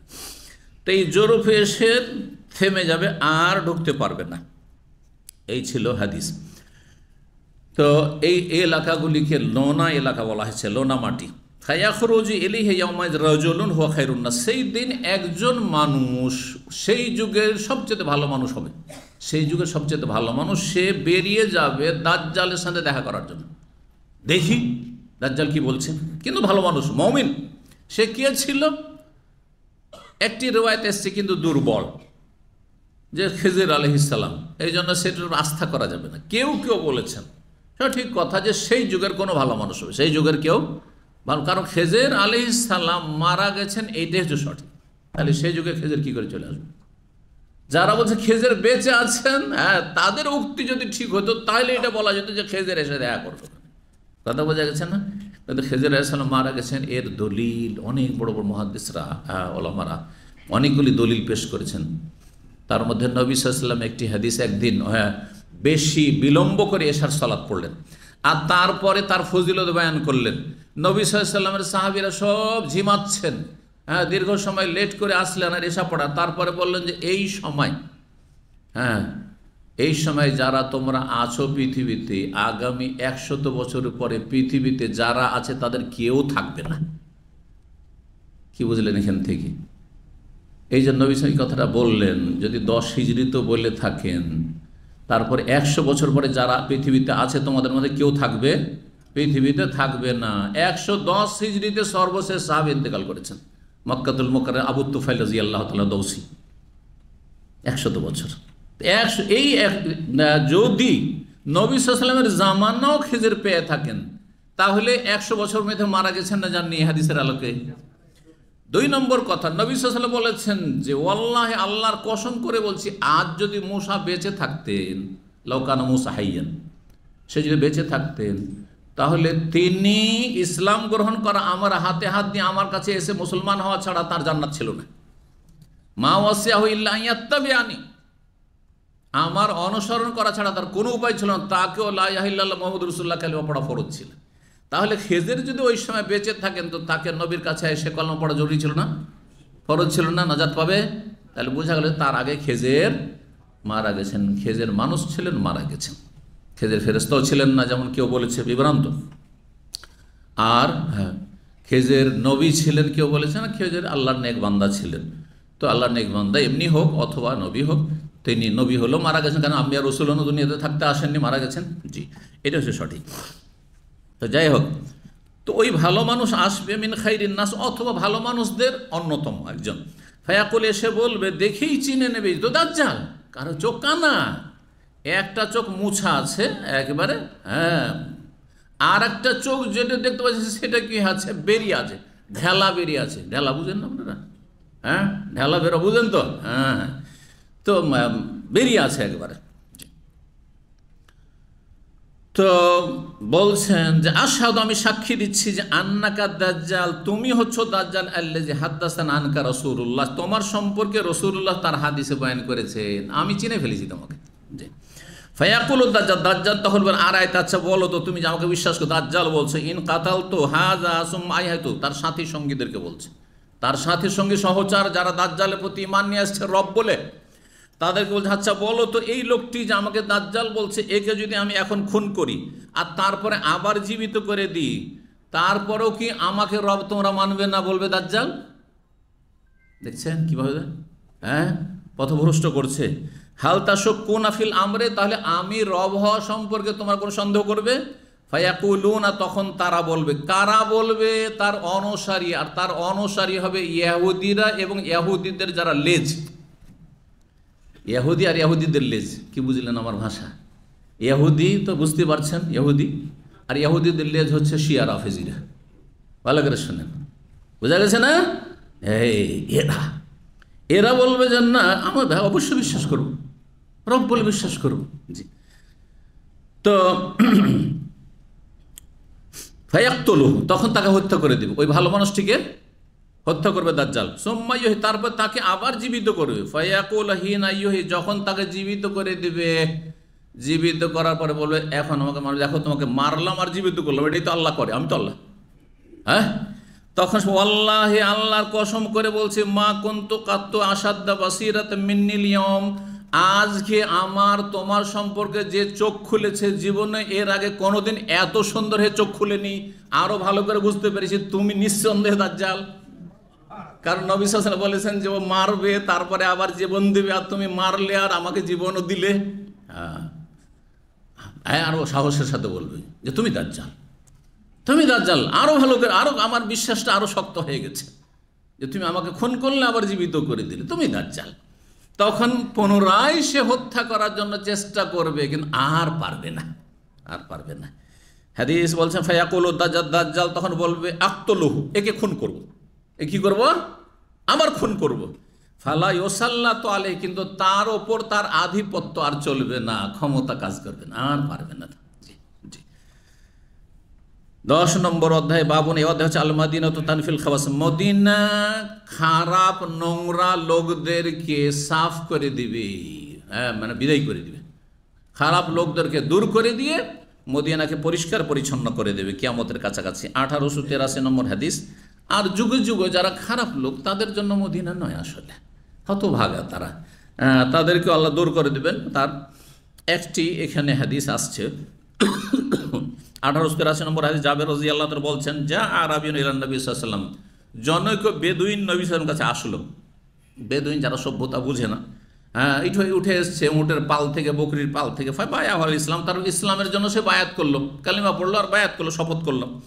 ফাজা মিনাল গাদে, তার পরের দিন এসে গেছে, একদিন পরে আসছে মাহমুমান, জ্বরাক্রান্ত হয়ে, জ্বর হয়ে গেছে। মুসলমান হওয়ার পরে কি হয়ে গেছে? জ্বর হয়ে গেছে, ইমান দুর্বল হয়ে গেছে, মনে হয় মুসলমান হওয়ার কারণেই বা মদিনায় থাকার কারণে জ্বর হয়ে গেল, আমি ইসলাম মানবো না, বা কি করবো না, ইসলাম মানবো না, আমি ফিরে যাবো আমার বাপদাদা ধর্মে। অনেক নিউ মুসলিম এরকম হয়। কেউ বলে দিয়েছে যে তুই খুব পয়সা পাবি, সবাই পয়সা দিবে, যদি মুসলমান হয়েছ না তো মুসলিমরা অনেক তোকে দান খেরাত করে অনেক পয়সা দিবে, তোর বাড়ি ঘর করে দিবে। পরে দেখলো যে কিছু তো পেল না, তো আমার মুরতাদ হয়ে গেল। কথা বুঝতে পেরেছে? অথবা এই বেদুইনের মতো, হ্যাঁ, অথবা কোনো একটা স্বার্থের জন্য মুসলমান হয়েছিল, একটা মুসলিম মেয়েকে বিয়ে করার জন্য, কিন্তু চান্স পেল না, বুঝলি যেই কাজে আমি মুসলমান হয়েছি ওটা তো হইল না, তুই বাদ দে। হ্যাঁ, এই হতবাগাজি। তো এই ব্যক্তি ওই জ্বরাক্রান্ত অবস্থায় আসলে, এসে বলছে আকিলনি, আমার বায়াতটা আমার কি করেন, বাতিল করে দেন। আমি যে আপনার সাথে শপথ করে গেছি কালকে, ওইটাকে বাতিল করে দেন, বাতিল ঘোষণা করে দেন, মানে উড্র করে নিতে চাই আমি। বোঝা গেছে না? জি। তাহলে তারা কথার কত পাক্কা ছিল, অতি এমনি ক্যান্সেল করে দিতে পারে, চলে গেল যেখানে ইচ্ছা সেখানে চলে গেল, আর তারপর মুরতাদ হয়ে গেল। কিন্তু এসে বলছেন না, একটা যেন ওয়াদা করেছি। বেদুইনরা এরকমই হয়। বেদুইনরা আমাদের দেশের যেন আদিবাসী, তাদের মতো। আদিবাসী সম্পর্কে জ্ঞান আছে কিছু? হ্যাঁ তো হ্যাঁ, না তো না, হ্যাঁ তো হ্যাঁ, ও মোনাফিকি নেই, হ্যাঁ বলবে আর না করবে, আর না বলবে আর হ্যাঁ করবে, মিন্না মিন্না ওইরকম নেই। মিন্না মিন্না বুঝেন তো? এটা আবার সৌদি আরবের আপনাদের ভাষা, কফিলদের সাথে, কোনো আরবি নয় এটা কিন্তু। তো যাই হোক, আকিল নেই, আমার বায়াতটাকে আপনি ক্যান্সেল করে দেন, বাতিল করে দেন। ফাহাবা সাল্লাল্লাহু আলাইহি ওয়াসাল্লাম, নবী সাল্লাল্লাহু আলাইহি ওয়াসাল্লাম 3 বার করে অস্বীকার করলে, তুমি জাহান্নামে কেন যাবে? তুমি হ্যাঁ জান্নাতের রাস্তায় চলে এসেছেন, না না না, তোমার বায়াতকে বাতিল করা হবে না। ফাকালা, তারপর রাসূলুল্লাহ ওই ব্যক্তি দেখলো যে না, তো কাজ তো হইল না, আর টান দিয়ে চলে গেল। নবী সাল্লাল্লাহু আলাইহি ওয়াসাল্লাম বললেন, তখন টান দিয়ে চলে গেল মদিনা থেকে বেরিয়ে, বললেন আল মাদিনা তো কাল কিরে, মদিনা হচ্ছে হাঁফরের মতো, কামারের হাফরের মতো। তানফি খাবাসাহা, হাফর কি করে? হ্যাঁ, লোহার যেগুলি ময়লা আবর্জনা বা জং সেগুলিকে দূরে করে দেয়। তানসা ও তৈবাহা, আর তার যেটা খাঁটি নিখুঁত অংশ সেটাকে পরিষ্কার পরিচ্ছন্ন করে দেয়, পরিষ্কার পরিচ্ছন্ন করে দেয়। তো যারা খাঁটি মানুষ তাদেরকে মদিনা পরিষ্কার পরিচ্ছন্ন করে মদিনাতে রাখবে, আর যারা নোংরা লোক পাপিষ্ট তাদেরকে মদিনা তাড়িয়ে দেবে। তো এই লোক হচ্ছে নোংরা লোক, আল্লাহকে কি করলো, এই মদিনা রাখলো না, তাকে তাড়িয়ে দিল। 1884 নম্বর হাদিস। হাদিস বর্ণনা করেছেন যায়েদ বিন সাবিত রাদিয়াল্লাহু তাআলা আনহু বলেন, লাম্মা খারাজা রাসূলুল্লাহ ইলা উহুদিন, রসুল্লাহ যেন ওহদ যুদ্ধের জন্য বেরোলেন, রাজা নাসুমিন আসবে তার সাথী সঙ্গীদের এক দল রাস্তা থেকে ফিরে চলে আসলো। বাহ্যিক তারা সাথী সঙ্গী, কিন্তু তারা কি ছিল? মোনাফেক ছিল। কতজন ওহদ যুদ্ধে গিয়েছিল? কতজন টোটাল সাহাবায়ে কেরাম গিয়েছিলেন মদিনায়, মদিনা থেকে ওহদ যুদ্ধে? 1000 মধ্যে কিছু দূর যাওয়ার পরে ওই জায়গাটা আমাদেরকে দেখানো হয়েছে। ওহদের দিকে যখন যাচ্ছেন, মাঝামাঝি পথ মোটামুটি জায়গাটি, ওই জায়গায় গিয়ে আব্দুল্লাহ বিন ওবাই মোনাফেকের নেতৃত্বে তারা বললো যে আমরা যাব না, কারণ আমাদের পরামর্শ নেওয়া হয়নি, আমাদের গুরুত্ব দেওয়া হয়নি। হ্যাঁ, নবী সাল্লাল্লাহু আলাইহি ওয়াসাল্লাম যাদের পরামর্শ ওদেরকে নিয়ে কাজ করুন। আচ্ছা, ওরা তো বাড়ি থেকে যেতে পারতো, যেতে না পারতো, কিন্তু রাস্তা থেকে কেন ফিরলো? আরও শয়তানি ওইটা কি, যারা সাথে গেছে তাদের মনোবল ধ্বংস করে দেওয়ার জন্য, নষ্ট করে দেওয়ার জন্য, যে তারাও যেন ফিরে চলে আসে। আর নবী যেন অসহায় একা হয়ে যান। কত অসৎ নিয়ত তাদের, অসৎ উদ্দেশ্য, কিন্তু আল্লাহ তাদেরকে ব্যর্থ করেছেন। আর ইসলামকে আল্লাহ বিজয়ী করেছেন। যুগে যুগে এটি হবে। কোনো মুনাফিক ইসলামের শত্রু, ঘরের শত্রু, বাইরের শত্রু কিছুই করতে পারবে না। যত ইসলামকে চাপ দিবে তত বেশি ইসলাম শক্তিশালী হবে। এক জায়গা থেকে চাপবে, আরেক জায়গা থেকে মাথা চাড়া দিবে। এইটা হচ্ছে ইসলামের 1400 বছরের ইতিহাস। জি, তো এই লোকগুলি বাহ্যিক সাহাবি, সেই জন্য সাহাবি বলা আছে, আসলে সাহাবি না। মুনাফিক নবীর সাহাবি মোটেই না, কিন্তু বাহ্যিক দৃষ্টিতে বলা হয়েছে। তার সঙ্গী যারা গিয়েছিল তাদের একদল ফিরে চলে আসলো। তখন যারা খাঁটি সাহাবায়ে কেরাম, তাদের পরামর্শ হলো কি করা যায়। তাহলে এই যে 300 জন এইরকম গাদ্দারি করলো আমাদের সাথে, এদের কি করা যায়? একদল বলল যে সবগুলিকে হত্যা করব। সবগুলি কি করব? হত্যা করো। আর একদল বলল যে না, এরা তো আমাদেরই বংশ, আনসারীদের অনেকের রক্তের সম্পর্ক আছে, বংশ। খাজরাজ বংশের ছিল এই ইবনে উবাই মুনাফিক, আমাদের গোত্র, আমাদের বংশ। না না না, হত্যা করা হবে না, হত্যা করা হবে না। আপোষ লেগে গেল, আপোষের লড়াই। আর এইরকম লড়াইটা, এইরকম দ্বন্দ্বগুলি মুসলিমদের ক্ষতি করে। আজকাল কিছু কিছু মসলা নিয়ে সহি আকিদার অনুসারী আহলে হাদিস সালাফিরা আপোষে গোথাগতি শুরু করে দিল। এই আরাফা রোজা নিয়ে শুরু করে দিবে। কিছুদিন পরে যে যুদ্ধ শুরু হবে, 2-1 দিনের মধ্যে লেগে যাবে। এও সহি আকিদ, ওই সহি আকিদ। মনে হচ্ছে এইটাই দিন যে আরাফা রোজা বাংলাদেশ কেন্দ্রিক রাখবো না সৌদি কেন্দ্রিক রাখবো। আরাফা যেদিন হাজিরা আরাফা থাকে সেদিন রাখবো না 9 তারিখে রাখবো। আপোষের লড়াই, আর শত্রুতার শেষ নেই। দেখেন কি ভাঙন, বুঝতে পেরেছেন? এইরকমই আল্লাহর সুরত বলবো না আকার বলে এখন লেগে গেছে। মানে খাঁটি সালেফের জন্য সুরতি বলতে হবে, আকার বলা যাবে না। তার ওয়াজহুন বলতে হবে, ইয়াদুন বলতে হবে, হাত বলা যাবে না, চেহারা বলা যাবে না। এটা কেন বলছে? এই নতুন আবিষ্কার। এই যে সুরত বলতে হবে তাহলে সালাফি হবেন, আর সুরতে তর্জমা করলে খালাফি হয়ে যাবেন, এটি নতুন আবিষ্কার। কথা বোঝা গেছে? এই আপোষের লড়াই শুরু করে দিয়ে সামান্য এগুলো কিছু নেই। অথচ ঘরে সুফি ভরা আছে, ঘরে হলুলি আর ওয়াহদাতুল ওজুদের আকিদার লোকেরা ভরা আছে। তাদের সংশোধনে কোথায় কাজ করছে? তাদের আকিদার সংস্কার কোথায় করছে? তাদের সম্পর্কে আলোচনা কোথায়? কেন এত বাড়াবাড়ি কেন? সালাফিদের পিছনে লেগে আছে, আর এদিকে নিজের ঘরের খবর নেই। সুফিজমে ডুবে আছে, সমস্ত গুমরাহিতে ডুবে আছে। আল্লাহ সংশোধনে তৌফিক দান করুন, সঠিক বোঝ দান করুন। তো বলছিলাম যে আপোষের লড়াই এটা ক্ষতি সাধন করে, সতর্ক সাবধান। জি, একদল বলল নাকতুলহুম, এদেরকে হত্যা করব। ওয়াকালাত ফির আর একদল বলল লা নাকতুল না। তখন আল্লাহ আয়াত নাযিল করে, তো আপোষে কেন লড়াই শুরু করে দিলে? 700 জন বাঁচলে আবার তোমরাই আপোষে দ্বন্দ্ব শুরু করে দিলে। এটা কেমন কথা হইল? ফামা লাকুম ফিল মুনাফিকিনা ফিয়াতাইন, তোমাদের কি হয়ে গেছে মুনাফিকদের সম্পর্কে 2 দলে ভাগ হয়ে গেলে। ফিয়াতাইন মানে ফিরকাতাইন, 2 দলে তোমরা ভাগ হয়ে গেলে মুনাফিকদের সম্পর্কে। সূরা নিসা আয়াত নম্বর 88। নবী সাল্লাল্লাহু আলাইহি ওয়াসাল্লাম বল ইন্নাহা তানফির রিজাল, মদিনা খারাপ মানুষদেরকে বহিষ্কার করে। কামা তানফির নারু খাবাসাল হাদিদ, যেমন আগুন লোহার ময়লা আবর্জনা জঙ্গলিকে কি করে দেয়? দূর করে দেয়, পরিষ্কার পরিচ্ছন্ন করার জন্য। জি, বাবুন এই অধ্যায় হচ্ছে এই ফাজাইলে মদিনা সম্পর্কে, কিন্তু বিষয়বস্তু এখানে উল্লেখ করা হয়নি, অর্থাৎ ফাজাইলে মদিনারই কিছু বিষয়। 1885 নম্বর হাদিস বর্ণনা করেছেন আনাস রাদিয়াল্লাহু তাআলা আনহু বলেন, আল্লাহুম্মা জাআল বিল মাদিনাতি যায়ফাই মা জাআলতা বিমাক্কাত মিনাল বারাকাহ। আনাস রাদিয়াল্লাহু তাআলা বলছেন যে নবী সাল্লাল্লাহু আলাইহি ওয়াসাল্লাম বলেছেন এই দোয়া মদিনার জন্য, মদিনাবাসীর জন্য দোয়া করেছেন নবী সাল্লাল্লাহু আলাইহি ওয়াসাল্লাম যে আল্লাহ তুমি মক্কায় যে বরকত দিয়েছো, কত বরকত মক্কায়, তাই না? ইব্রাহিম আলাইহিস সালাম দোয়া করেছেন কিসের জন্য? মক্কার জন্য। তার দ্বিগুণ বরকত তুমি মদিনায় দান করো। এই জন্য দেখা যাচ্ছে যে মক্কা মদিনায় যারা ঘুরে ফিরে আসবেন, কিছুদিন থাকবেন, অনুভব করবেন, মক্কার চাইতে মদিনায় থাকতে বেশি শান্তি লাগছে।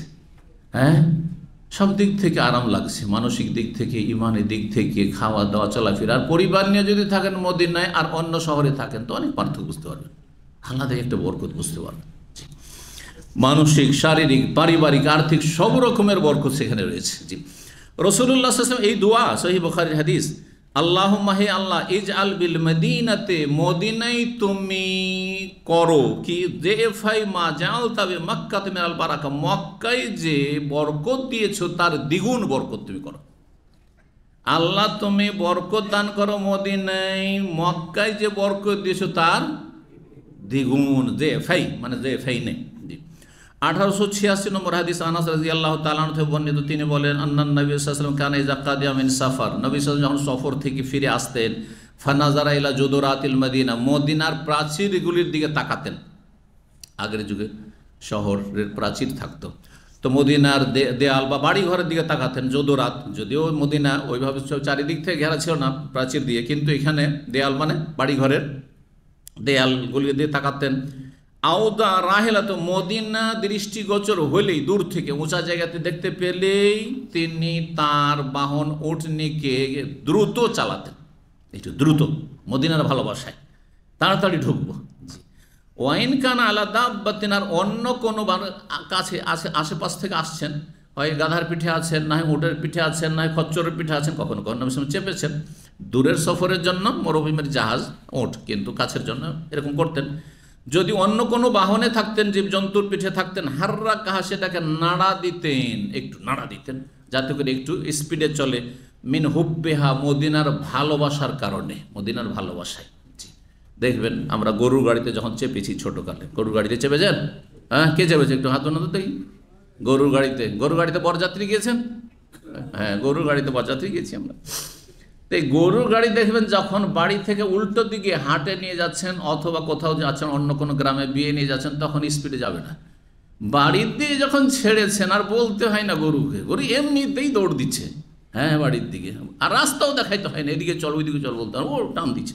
সুবহানাল্লাহ। জি, তো এটা প্রাকৃতিক বিষয়। তো গরু, গবাদি পশুতে যদি এই অনুভূতি থাকে, তো মানুষের একটা ভালোবাসার টান নেই। যখন আপনার গ্রাম দেখতে পাবেন, যখন আপনার শহর বাড়িটা দেখতে পাবেন, কি একটা টান, তাড়াতাড়ি চল। জি, তাড়াতাড়ি চল। তো এই ছিল হাদিস। 11 নম্বর অধ্যায় হচ্ছে বাবু কারাহিয়াতিন নবী আনতুর আল মদিনা। এই অধ্যায় হচ্ছে যে নবী সাল্লাল্লাহু আলাইহি ওয়াসাল্লাম অপছন্দ করেছেন, মাকরুহ মনে করেছেন, আনতুর আল মদিনা, মদিনাকে জনশূন্য করতে। মদিনার কোনো এলাকায় যদি জনবস্তি থাকে, সেটাকে উজাড় করতে নিষেধ করেছেন, অনাবাদ করতে নিষেধ করেছেন, যে চলো ওই জায়গা থেকে আমরা ছেড়ে দেবো আর সেটাকে বিরান করে দেবো, আর অন্য জায়গায় চলে আসবো, এক এলাকা খালি করে দেবো, এটা করিও না, আছো থাকো। জি, মদিনাকে জনশূন্য করা অপছন্দ নবী সাল্লাল্লাহু আলাইহি ওয়াসাল্লামের কাছে। 1887 নম্বর হাদিস, আনাস রাদিয়াল্লাহু তাআলা আনহু থেকে বর্ণিত, তিনি বলছে, আরাদা বানু সালামাতা ইয়াতাহালু ইলা কুরবিল মসজিদে, বানু সালমার লোকেরা চাইলেন যে মসজিদের কাছাকাছি তারা বসবাস শুরু করে, স্থানান্তরিত হয়ে যাবেন। বানু সালমা গোত্র বাস করত কিবলাতেন এলাকায়। বানু সালমা গোত্রের মসজিদে কিবলার পরিবর্তন হয়েছে, হাদিসে আছে, কিন্তু হাদিসে আছে যে কিবলার পরিবর্তন কোন মসজিদে হয়েছে? মসজিদ বানু সালামা। পরে কিবলাতেন নাম পড়ে, তখন তার কিবলাতেন নাম ছিল না ওই মসজিদের। বানু সালমারা বাস করত, আর ওদের মসজিদ ওই গোত্রের সাথে সম্পৃক্ত করে মসজিদ বানু সালামা, হাদিস আছে। তাহলে কত দূর? প্রায় 4 কিলোমিটার মতো, 4 কিলোমিটার মতো দূরে। ওখান থেকে মাঝে মধ্যে দিনে একবার করে হয়তো আসতে পারতেন, এর বেশি হয়তো আসতে পারতেন, একবার দুবার, এর বেশি আসতে পারতেন না। তাহলে ওয়াক্তিয়া মসজিদে ওখানে সালাত আদায় করতে হইতো। তারা চাইলেন যে আশেপাশে যেসব সাহাবারা বাস করছেন, সবগুলি দিনই আলোচনা শুনতে পাচ্ছেন, দার্সে বসতে পারছেন, নবী সাল্লাল্লাহু আলাইহি ওয়াসাল্লামের সাথে ইলম হাসিল করতে পারছেন, 5 ওয়াক্ত সালাত নবী সাল্লাল্লাহু আলাইহি ওয়াসাল্লামের সাথে জামাতে মসজিদ নববীতে 1000 গুণ হাসিল করতে পারছেন। আর আমরা দূরে থেকে যাব, চলো সব আমরা গোটা মহল্লা, গোটা গোত্রটা উঠে গিয়ে মসজিদে নবীর আশেপাশে জমি জায়গা কিনা ওখানে বাড়ি বেঁধে দেবো। এইটা কি করলেন? ইচ্ছা পোষণ করলেন এই সাহাবায়ে কেরামগণ বানু সালমার। তখন নবী সাল্লাল্লাহু তাদেরকে নিষেধ, ফাকারিহা রাসূলুল্লাহ আনতুর আল মদিনা, রাসূলুল্লাহ অপছন্দ করলেন মদিনাকে জনশূন্য করা, যে না, যে এলাকায় বাস করছো ওখানে বাস করো। আর বললেন, ইয়া বানি সালামাতা, হে বানি সালমা শোনো, সালমার বংশ, আলা তাহতাসিবুনা আসারাকুম, তোমাদের পদচিহ্নগুলিতে নেকির কি তোমরা আশাবাদী নও? যে প্রত্যেকটি কদমে কদমে ধাপে ধাপে তোমাদের নেকি হবে, গুনাহ মাফ হবে, মর্যাদা উঁচা হবে, মসজিদে যখন হেঁটে আসবে দূর থেকে এতে বেশি নেকি, এটা চাও না তোমরা? কাছে চলে আসলে তখন নেকি কমে যাবে তোমাদের। যদি দূরে থাকাতে মনে করছো দূরে আছি, কিন্তু অন্য দিক থেকে বড় ফায়দা যে তোমাদের নেকিও অনেক বেশি। ফা আকামো, তখন তারা সেখানে থেকে গেলেন, মানে অবস্থান করলেন। আকাম মানে সেখানেই, তখন একামত করলেন মানে অবস্থান করলেন। এখান থেকে আপনাদের কার্ডকে একামা বলা হচ্ছে, মানে এখানে আপনার অবস্থানের পারমিট, বোঝা গেছে? জি, রোকসা তো একামা লেখা আছে, রোকসা, রোকসা মানে পারমিট, আর একামা মানে এখানে অবস্থান, অবস্থানের আপনার পারমিশন।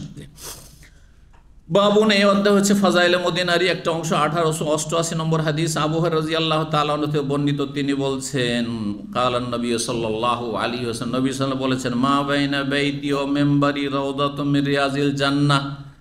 বলছেন নবী সাল্লাল্লাহু আলাইহি ওয়াসাল্লাম, আমার বাড়ি এবং আমার মেম্বারের মধ্যবর্তী স্থানটি হচ্ছে জান্নাতের বাগান সমূহের একটি বাগান। জান্নাতের সমূহ, রিয়াজ বহু বচন আর রাউদা হচ্ছে এক বছর। রাউজা মানে বাগান, রাউজা মানে বাগান। তো নবী সাল্লাল্লাহু আলাইহি ওয়াসাল্লাম কবরকে বাগান বললেন না? বাড়ি থেকে নিয়ে মেম্বার পর্যন্ত এই জায়গাটুকু মসজিদের অংশ না কবরের অংশ? মসজিদের অংশ। সুতরাং নবী সাল্লাল্লাহু আলাইহি ওয়াসাল্লামের কবরকে রাউজা বলা এটা বেদাতি সুফি ভাষা, এটা ইসলামী ভাষা নয়। আর রাউজা বলতে হবে কোনটাকে?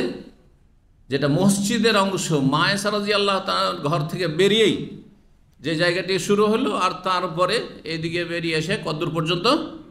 মেম্বার পর্যন্ত। নবী সাল্লাল্লাহু আলাইহি ওয়াসাল্লামের পুরাতন মসজিদের যে মেম্বার ছিল সেই মেম্বার পর্যন্ত। এখনকার মেম্বার না, এখনকার মেম্বার তো সামনের দিকে হয়ে গেছে, যেটা উসমান রাদিয়াল্লাহু তাআলার যুগে বাড়ানো হয়েছে, তারপরে করা হয়েছে। তো বলছেন যে আমার বাড়ি, আমার বাড়ির কথা বলেছেন। আরেকটি দেখেন সহিহ হাদিসে, বুখারীর হাদিসে বাইতি আছে, আমার বাড়ি, কিন্তু আরেকটি জয়ীফ হাদিসে রয়েছে মা বাইনা কবরি ও মেম্বারি, আমার কবর আর আমার মেম্বারের মাঝখানের জায়গা হচ্ছে জান্নাতের বাগান। তো নবী সাল্লাল্লাহু আলাইহি ওয়াসাল্লাম বেঁচে থাকা অবস্থায় বলেছেন না কবরে থাকা অবস্থায় বলেছেন হাদিসটা? তো বেঁচে থাকতে কি করে বললেন যে আমার কবরের মাঝে আর আমার হ্যাঁ মেম্বারের মাঝে? বুঝতে পারছেন যুক্তিটা? তাহলে বোঝা গেল যে সেখানে বর্ণনাকারী কি করেছে? ভুল করেছে, হাদিস সহিহ নয় সেটি। তো মা বাইনা কামরি বলে যে হাদিসটি রয়েছে সেটি জাল হাদিস, ভুল হাদিস। আর সহি হচ্ছে মা বাইনা বাইতি, সেই বাড়িতে পরে কবর হলো সেটা ভিন্ন বিষয়। কিন্তু নবী সাল্লাল্লাহু আলাইহি ওয়াসাল্লাম যখন বলছেন তখন কি করে কবর বলবেন? এখনো কবর হয়নি। হ্যাঁ, আগে থেকে বলেছে যে এই জায়গায় আমার কবর হবে, এই কথা তো বলেননি, কোনো হাদিস নাই। বরং এই কথা বলেছেন নবীদের যেখানে ইন্তেকাল হয় সেই জায়গায় দাফন করতে হয়। তো নবী সাল্লাল্লাহু আলাইহি ওয়াসাল্লাম এই কথা তো বলেন আমার এখানে ইন্তেকাল হবে, সুতরাং এখানে আমি দাফন হব, এই কথাও তো কোনো হাদিসে নেই। বুঝতে পারছেন কথাগুলি? হ্যাঁ জি। তো সহিহ হাদিস হচ্ছে আমার বাড়ি এবং আমার মেম্বারের মাঝখানের জায়গাটুকু হচ্ছে জান্নাতের বাগান সমূহের অন্যতম একটি বাগান। ও মেম্বারি আলা হাউজি, আর আরেকটি কথা বলছেন আমার মেম্বার আমার হাউজে কাউসারে প্রতিষ্ঠিত হবে। এই দুটো বাক্যের অর্থ কি?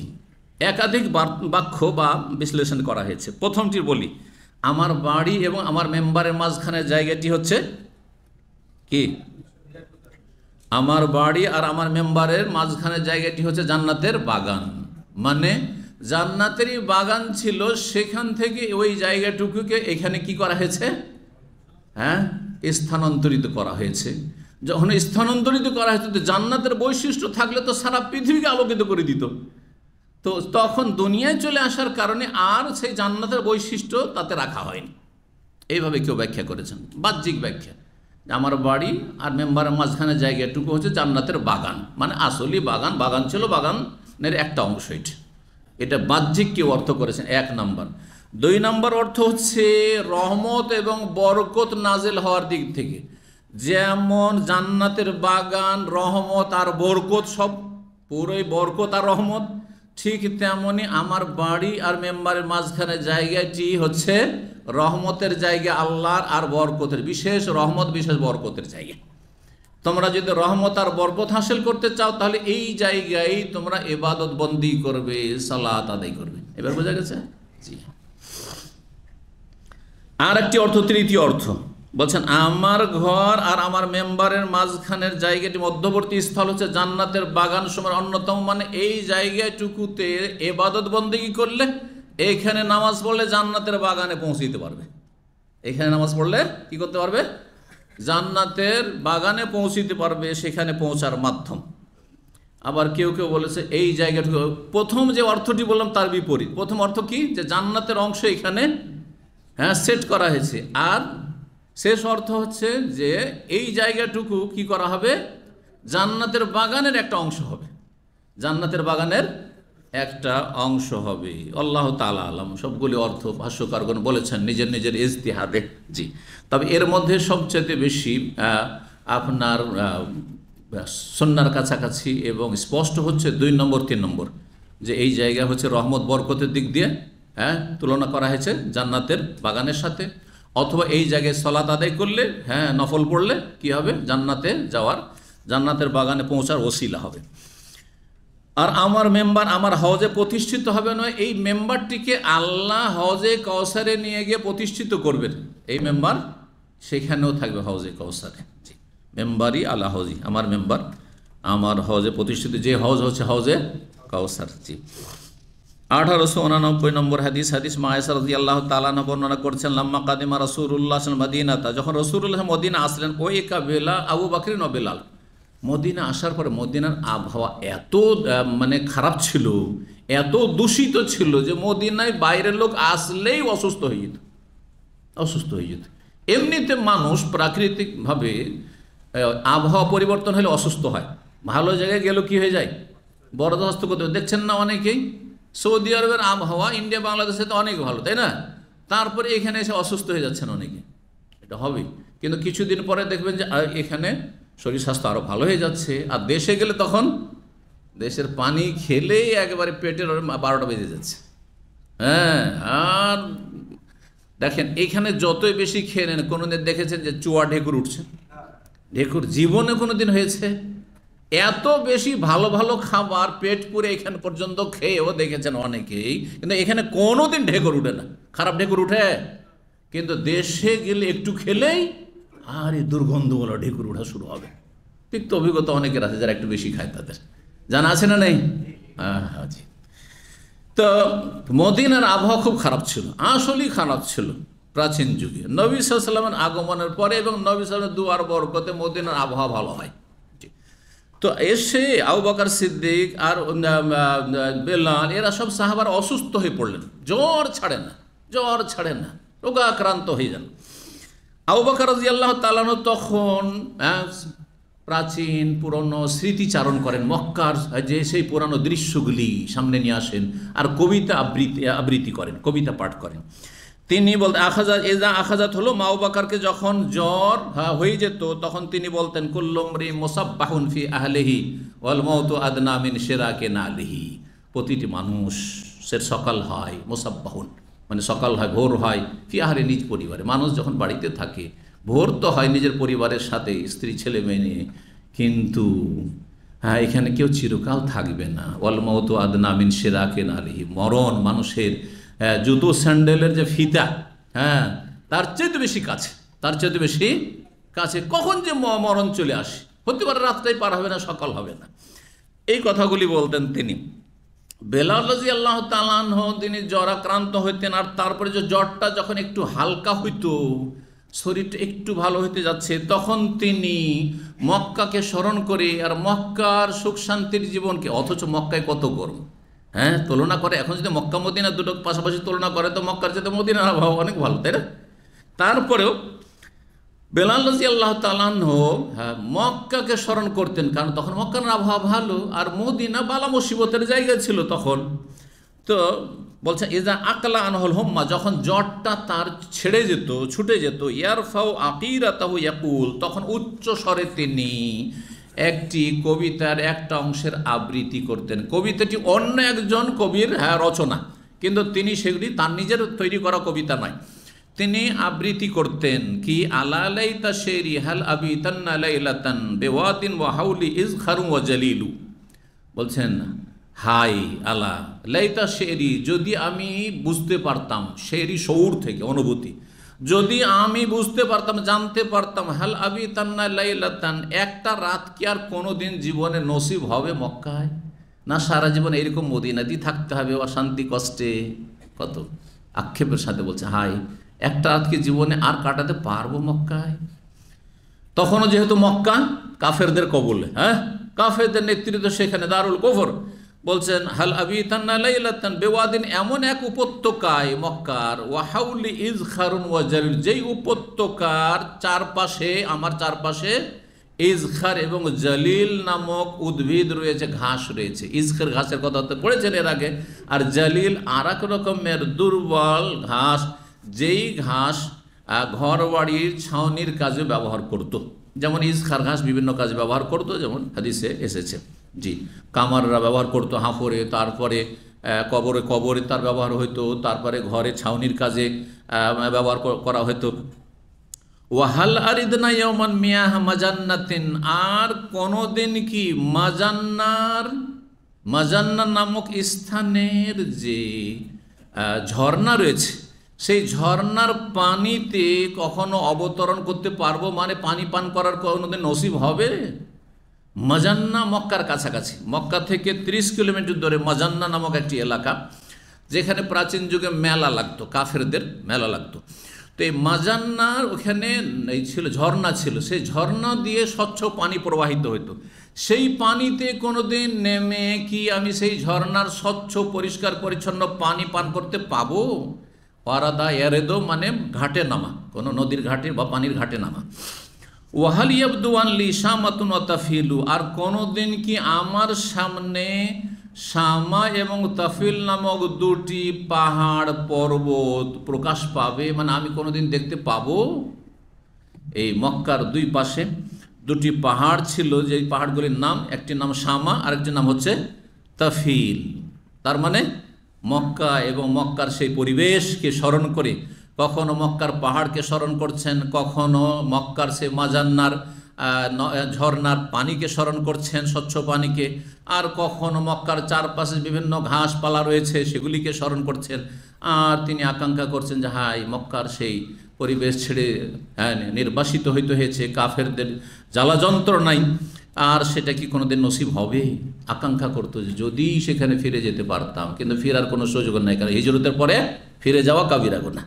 হিজরতের পরে আবার মক্কায় ফিরে যাওয়া কাবিরা গুনাহ ছিল মুহাজিরিনদের জন্য। এই জন্য সাহাবায়ে কেরামগণ মক্কা বিজয়ের পরে কোনো একজন গেছেন ফিরে? কেউ ফিরে যাননি। কিন্তু নবী সাল্লাল্লাহু ইচ্ছা করলে যেতে পারতেন না, যাননি তিনি, মাতৃভূমি চলে যায়। এখন তার অসুবিধা নেই মক্কা বিজয়ের পরে, 2 বছর সুযোগ পেয়েছেন, কিন্তু যাননি ফিরে। তারপরে নবী সাল্লাল্লাহু আলাইহি ওয়াসাল্লাম বলছে আল্লাহুম্মা লান, নবী সাল্লাল্লাহু আলাইহি ওয়াসাল্লামের হাদিস, রাসূলুল্লাহ সাল্লাল্লাহু আলাইহি ওয়াসাল্লাম থেকে বর্ণনা করছেন, হে আল্লাহ, ইল আন শাইবা বিন রাবিয়া, তুমি লানত করো, লানত বর্ষণ করো শাইবা বিন রাবিয়ার ওপর, উতবা বিন রাবিয়ার, এরা মক্কার বড় বড় নেতা ছিল, উমাইয়া ইবনে খালফ নেতার ওপর, কারণ এরাই মক্কা থেকে আমাদেরকে বিতাড়িত করেছে। কামা আখরাজুনা মিন আরজিনা ইলা আরজিল্লাহ, যেমন তারা আমাদেরকে বের করে দিয়েছে, বহিষ্কার করে দিয়েছে আমাদের মাতৃভূমি থেকে এই মহামারীর ভূমিতে, মহামারীর দেশ মদিনাকে কি বলছেন, আরজুল ওবা, মহামারীর দেশ। এই মহামারীর দেশে যেমন আমাদেরকে তাড়িয়ে দিয়েছেন, আল্লাহ তাদের লানত করো। জি, এই কথা হয় বেলাল রাদিয়াল্লাহু বলেছেন, আবু বকর বলেছেন। জি, কামা আখরাজুনা মিন আরজিনা ইলা আরজিল ওবা সুম্মা ক্বালা রাসূলুল্লাহ, তারপর রাসূলুল্লাহ সাল্লাল্লাহু আলাইহি ওয়াসাল্লাম দোয়া করলেন তাদের জন্য এবং মদিনার জন্য, আল্লাহুম্মা হাব্বিব ইলাইনাল মদিনা, আল্লাহ মদিনাকে আমাদের কাছে প্রিয় বানিয়ে দাও, প্রিয় করে দাও। কাহুব্বেনা মক্কা, যেমন আমাদের ভালোবাসা রয়েছে মক্কার সাথে, আসাদ ওর চাইতে বেশি ভালোবাসা মদিনার উপর আমাদের করে দাও। আল্লাহ বারিক লানা ফি সাইনা ওয়া ফি মুদ্দিনা, আল্লাহ আমাদের সা মুদ যে বিভিন্ন মাপগুলি রয়েছে, কাঠা রয়েছে, পাত্র রয়েছে, সেগুলিতে বরকত দাও। সা হচ্ছে 2.5 থেকে 3 কেজি, আর মুদ হচ্ছে প্রায় 600 গ্রাম, 600 গ্রাম। জি, তো এগুলোতে বরকত দাও, এগুলো কাঠা ছিল সেই যুগের। ওয়াসাখিহা লানা, এবং মদিনাকে আমাদের জন্য স্বাস্থ্যকর করে দাও। ওয়ানকুল হুম্মাহা ইলাল জোহফা, আর মদিনার জ্বরকে জোহফা নামক স্থানে স্থানান্তরিত করে দাও। মদিনার জ্বরকে কোথায় পৌঁছে দাও? জোহফায় পাঠিয়ে দাও। কেন জোহফা বললেন? সেখানে মানুষ বাস করে না, তখন সেই এলাকায় কোনো মুসলিম ছিল না, কাফেররা ছিল যারা ইসলাম দ্রোহী, ইসলামের শত্রু, কট্টর শত্রু, ইসলামের বিরুদ্ধে তারা যুদ্ধ করত। তো নবী সাল্লাল্লাহু আলাইহি ওয়াসাল্লাম দোয়া করলেন যে আল্লাহ, মদিনায় তো সব মুসলিমরা, সাহাবায়ে কেরাম, মুহাজিরিন, আনসার বসবাস করছে, আর এখানে এইসব মহামারী আর এইসব যে আপনার আবহাওয়া খুব প্রতিকূল রয়েছে, খারাপ রয়েছে, এই খারাপ আবহাওয়াকে এবং এখানকার রোগ বালা মুসিবতকে জোহফায় তুমি পৌঁছিয়ে দাও, জোহফায় পাঠিয়ে দাও। কালাত, মা আয়েশা বর্ণনা করেছেন, ওয়াকাদিমনাল মদিনাতা, মদিনায় যখন আমরা আসলাম, ওয়াহিয়া আও বাউ আরদিল্লাহ, আল্লাহর পৃথিবীর সবচেয়ে বেশি মহামারীপূর্ণ ভূমি ছিল। এত বেশি মহামারী সেখানে ছিল, বালা মুসিবত, বিভিন্ন রোগ। কালাত, মা আয়েশা বলছেন, ফাকানা বুতহান ইয়াজরি নাজলান, সেই সময় মদিনার এক পাশে বুতহান নামক যে নালা ছিল, সেই নালা দিয়ে দুর্গন্ধযুক্ত ময়লা পানি প্রবাহিত হইত। নাজলান মানে মা আন আজেনান মানে হচ্ছে ময়লা আবর্জনাপূর্ণ দুর্গন্ধময় পানি। জি, সর্বশেষ হাদিস 1890, আর এই দিয়ে ফাজাইলে মদিনা আমাদের শেষ হবে। সাইদ ইবনে হেলাল বর্ণনা করছেন, যায়েদ ইবনে আসলাম তাবেঈ থেকে, যায়েদ ইবনে আসলাম তার পিতা আসলাম থেকে, তিনি ওমর রাদিয়াল্লাহু তাআলা আনহু থেকে বর্ণনা করছেন। ওমর রাদিয়াল্লাহু তাআলা আনহু তিনি দোয়া করতেন তার জীবনে, সেই দোয়াটি শুনুন, আল্লাহুম্মা রযুকনি শাহাদাতান ফি সাবিলিক ওয়াজআল মাউতি ফি বালাদি রাসূলিক সাল্লাল্লাহু আলাইহি ওয়াসাল্লাম, হে আল্লাহ তোমার রাস্তায় আমাকে শাহাদাতের মর্যাদা দান করো। আল্লাহুম্মা, হে আল্লাহ, উরযুকনি আমাকে দান করো, রিজিক দাও। তার রিজিক মানে পয়সা শুধু নয়, আজকালকার মানুষের রিজিক মানে কি, আল্লাহ আমার রিজিকে বরকত দাও মানে বেশি পয়সাওয়ালা বানিয়ে দাও, তাই না? তাহলে আপনার আয়ুটা রিজিক না, বাঁচবেন না। যদি আয়ুকে রিজিক না বলেন তো পয়সা নিয়ে কি করবেন আপনি, ঘোড়ার টিম করবেন? বুঝতে পারছেন না? তাহলে বোঝান রিজিক মানে পয়সা। এটা কোথা থেকে এসছে? এটা ইসলামী জ্ঞান থেকে আসেনি, এটা এসছে বস্তুবাদ থেকে বা পুঁজিবাদ থেকে। পুঁজিবাদ তো বুঝেন? পুঁজিবাদ, ক্যাপিটালিজম, যে পুঁজিবাদ মানে পয়সাওয়ালা হবাস। আজকাল অনেক লোকেরা নামাজি, কিন্তু পয়সা না হলে সমাজে মানুষ মনে করবে না, মানে পয়সাটাকে সব কিছু মনে করে দিয়েছে। মাদ্রাসা স্কুলের ছাত্র, পয়সা হইতে হবে, লেখাপড়া করে কি হবে? আগে হিসাব কষে বসে আছে যে 20 বছর লেখাপড়া করব, তারপরে আবার তো যে চাকরি পাই তো কয় পয়সা বেতন পাবো, এখন থেকে ব্যবসা করে দেব, 20 বছরের মধ্যে কোটিপতি হয়ে যাব। এগুলো মূর্খামি। আর এগুলো এসছে থেকে এই যে বিজাতি চিন্তা চেতনা, যে পয়সা ক্যাপিটালিজম, যে পুঁজিবাদ থেকে এসছে। ভালো করে বিষয়গুলো বোঝার চেষ্টা করবে, কখনো যেন আমাদের ব্রেনে না আসে যে পয়সাটা রিজিক মানে আমার ভাগে যত কিছু আল্লাহ দিয়েছেন, সুতরাং আমার আয়ু রিজিক, আমার সুস্থতা রিজিক, আমার যৌবন রিজিক, আমার স্ত্রী রিজিক, আমার ছেলে মেয়ে রিজিক, বোঝা গেছে?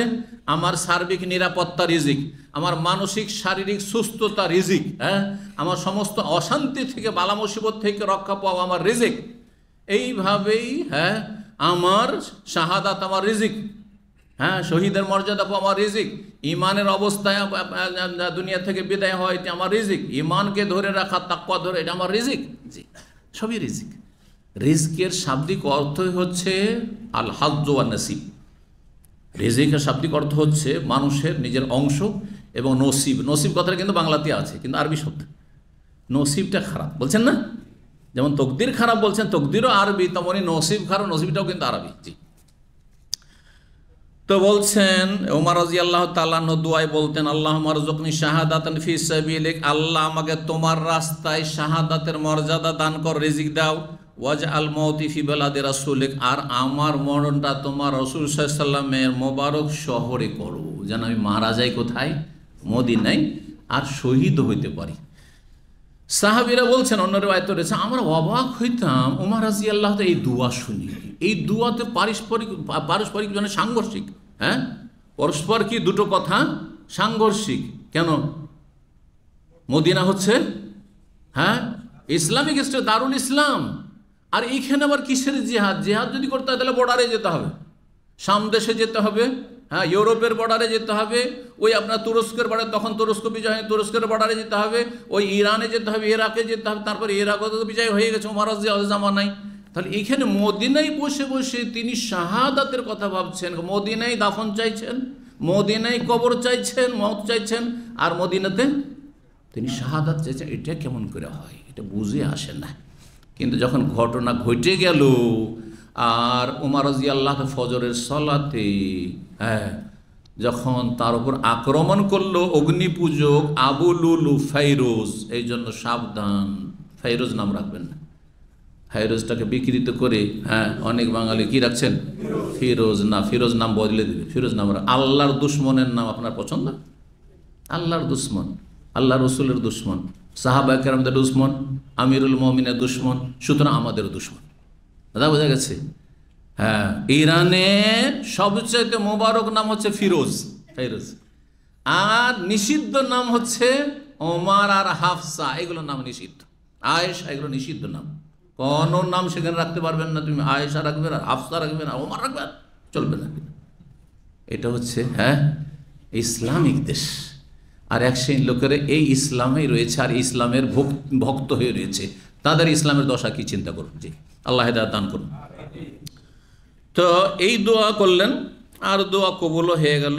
হাফসা বিনত ওমর রাদিয়াল্লাহু তাআলা আনহু বর্ণনা করছেন, কালা সামিআতু ওমর, আমি আমার আব্বা ওমর রাদিয়াল্লাহুর কাছে শুনেছি, ইয়াকুলু নাহু, এইরকম হাদিস তার কাছ থেকে যে তিনি এই দোয়া করতেন, আল্লাহুম্মা রযুকনি শাহাদাতান ফিস সাবিলিক ওয়াজআল মাউতি ফি বালাদি রাসূলিক, তোমার রাসূলের শহরে আমার মরণ দান করো আর আমাকে তোমার রাস্তায় শাহাদাত দান করো। আল্লাহ রাব্বুল আলামিন যখন দোয়া কবুল করেন তখন কিভাবে হবে এটা আপনাকে চিন্তা করতে হবে না, কিভাবে সেটা ঘটবে সেটা চিন্তা করতে হবে না। অসাধারণ কিছু অসাধারণ মনে করবেন না, বাস অসম্ভব কিছু চাইবেন না।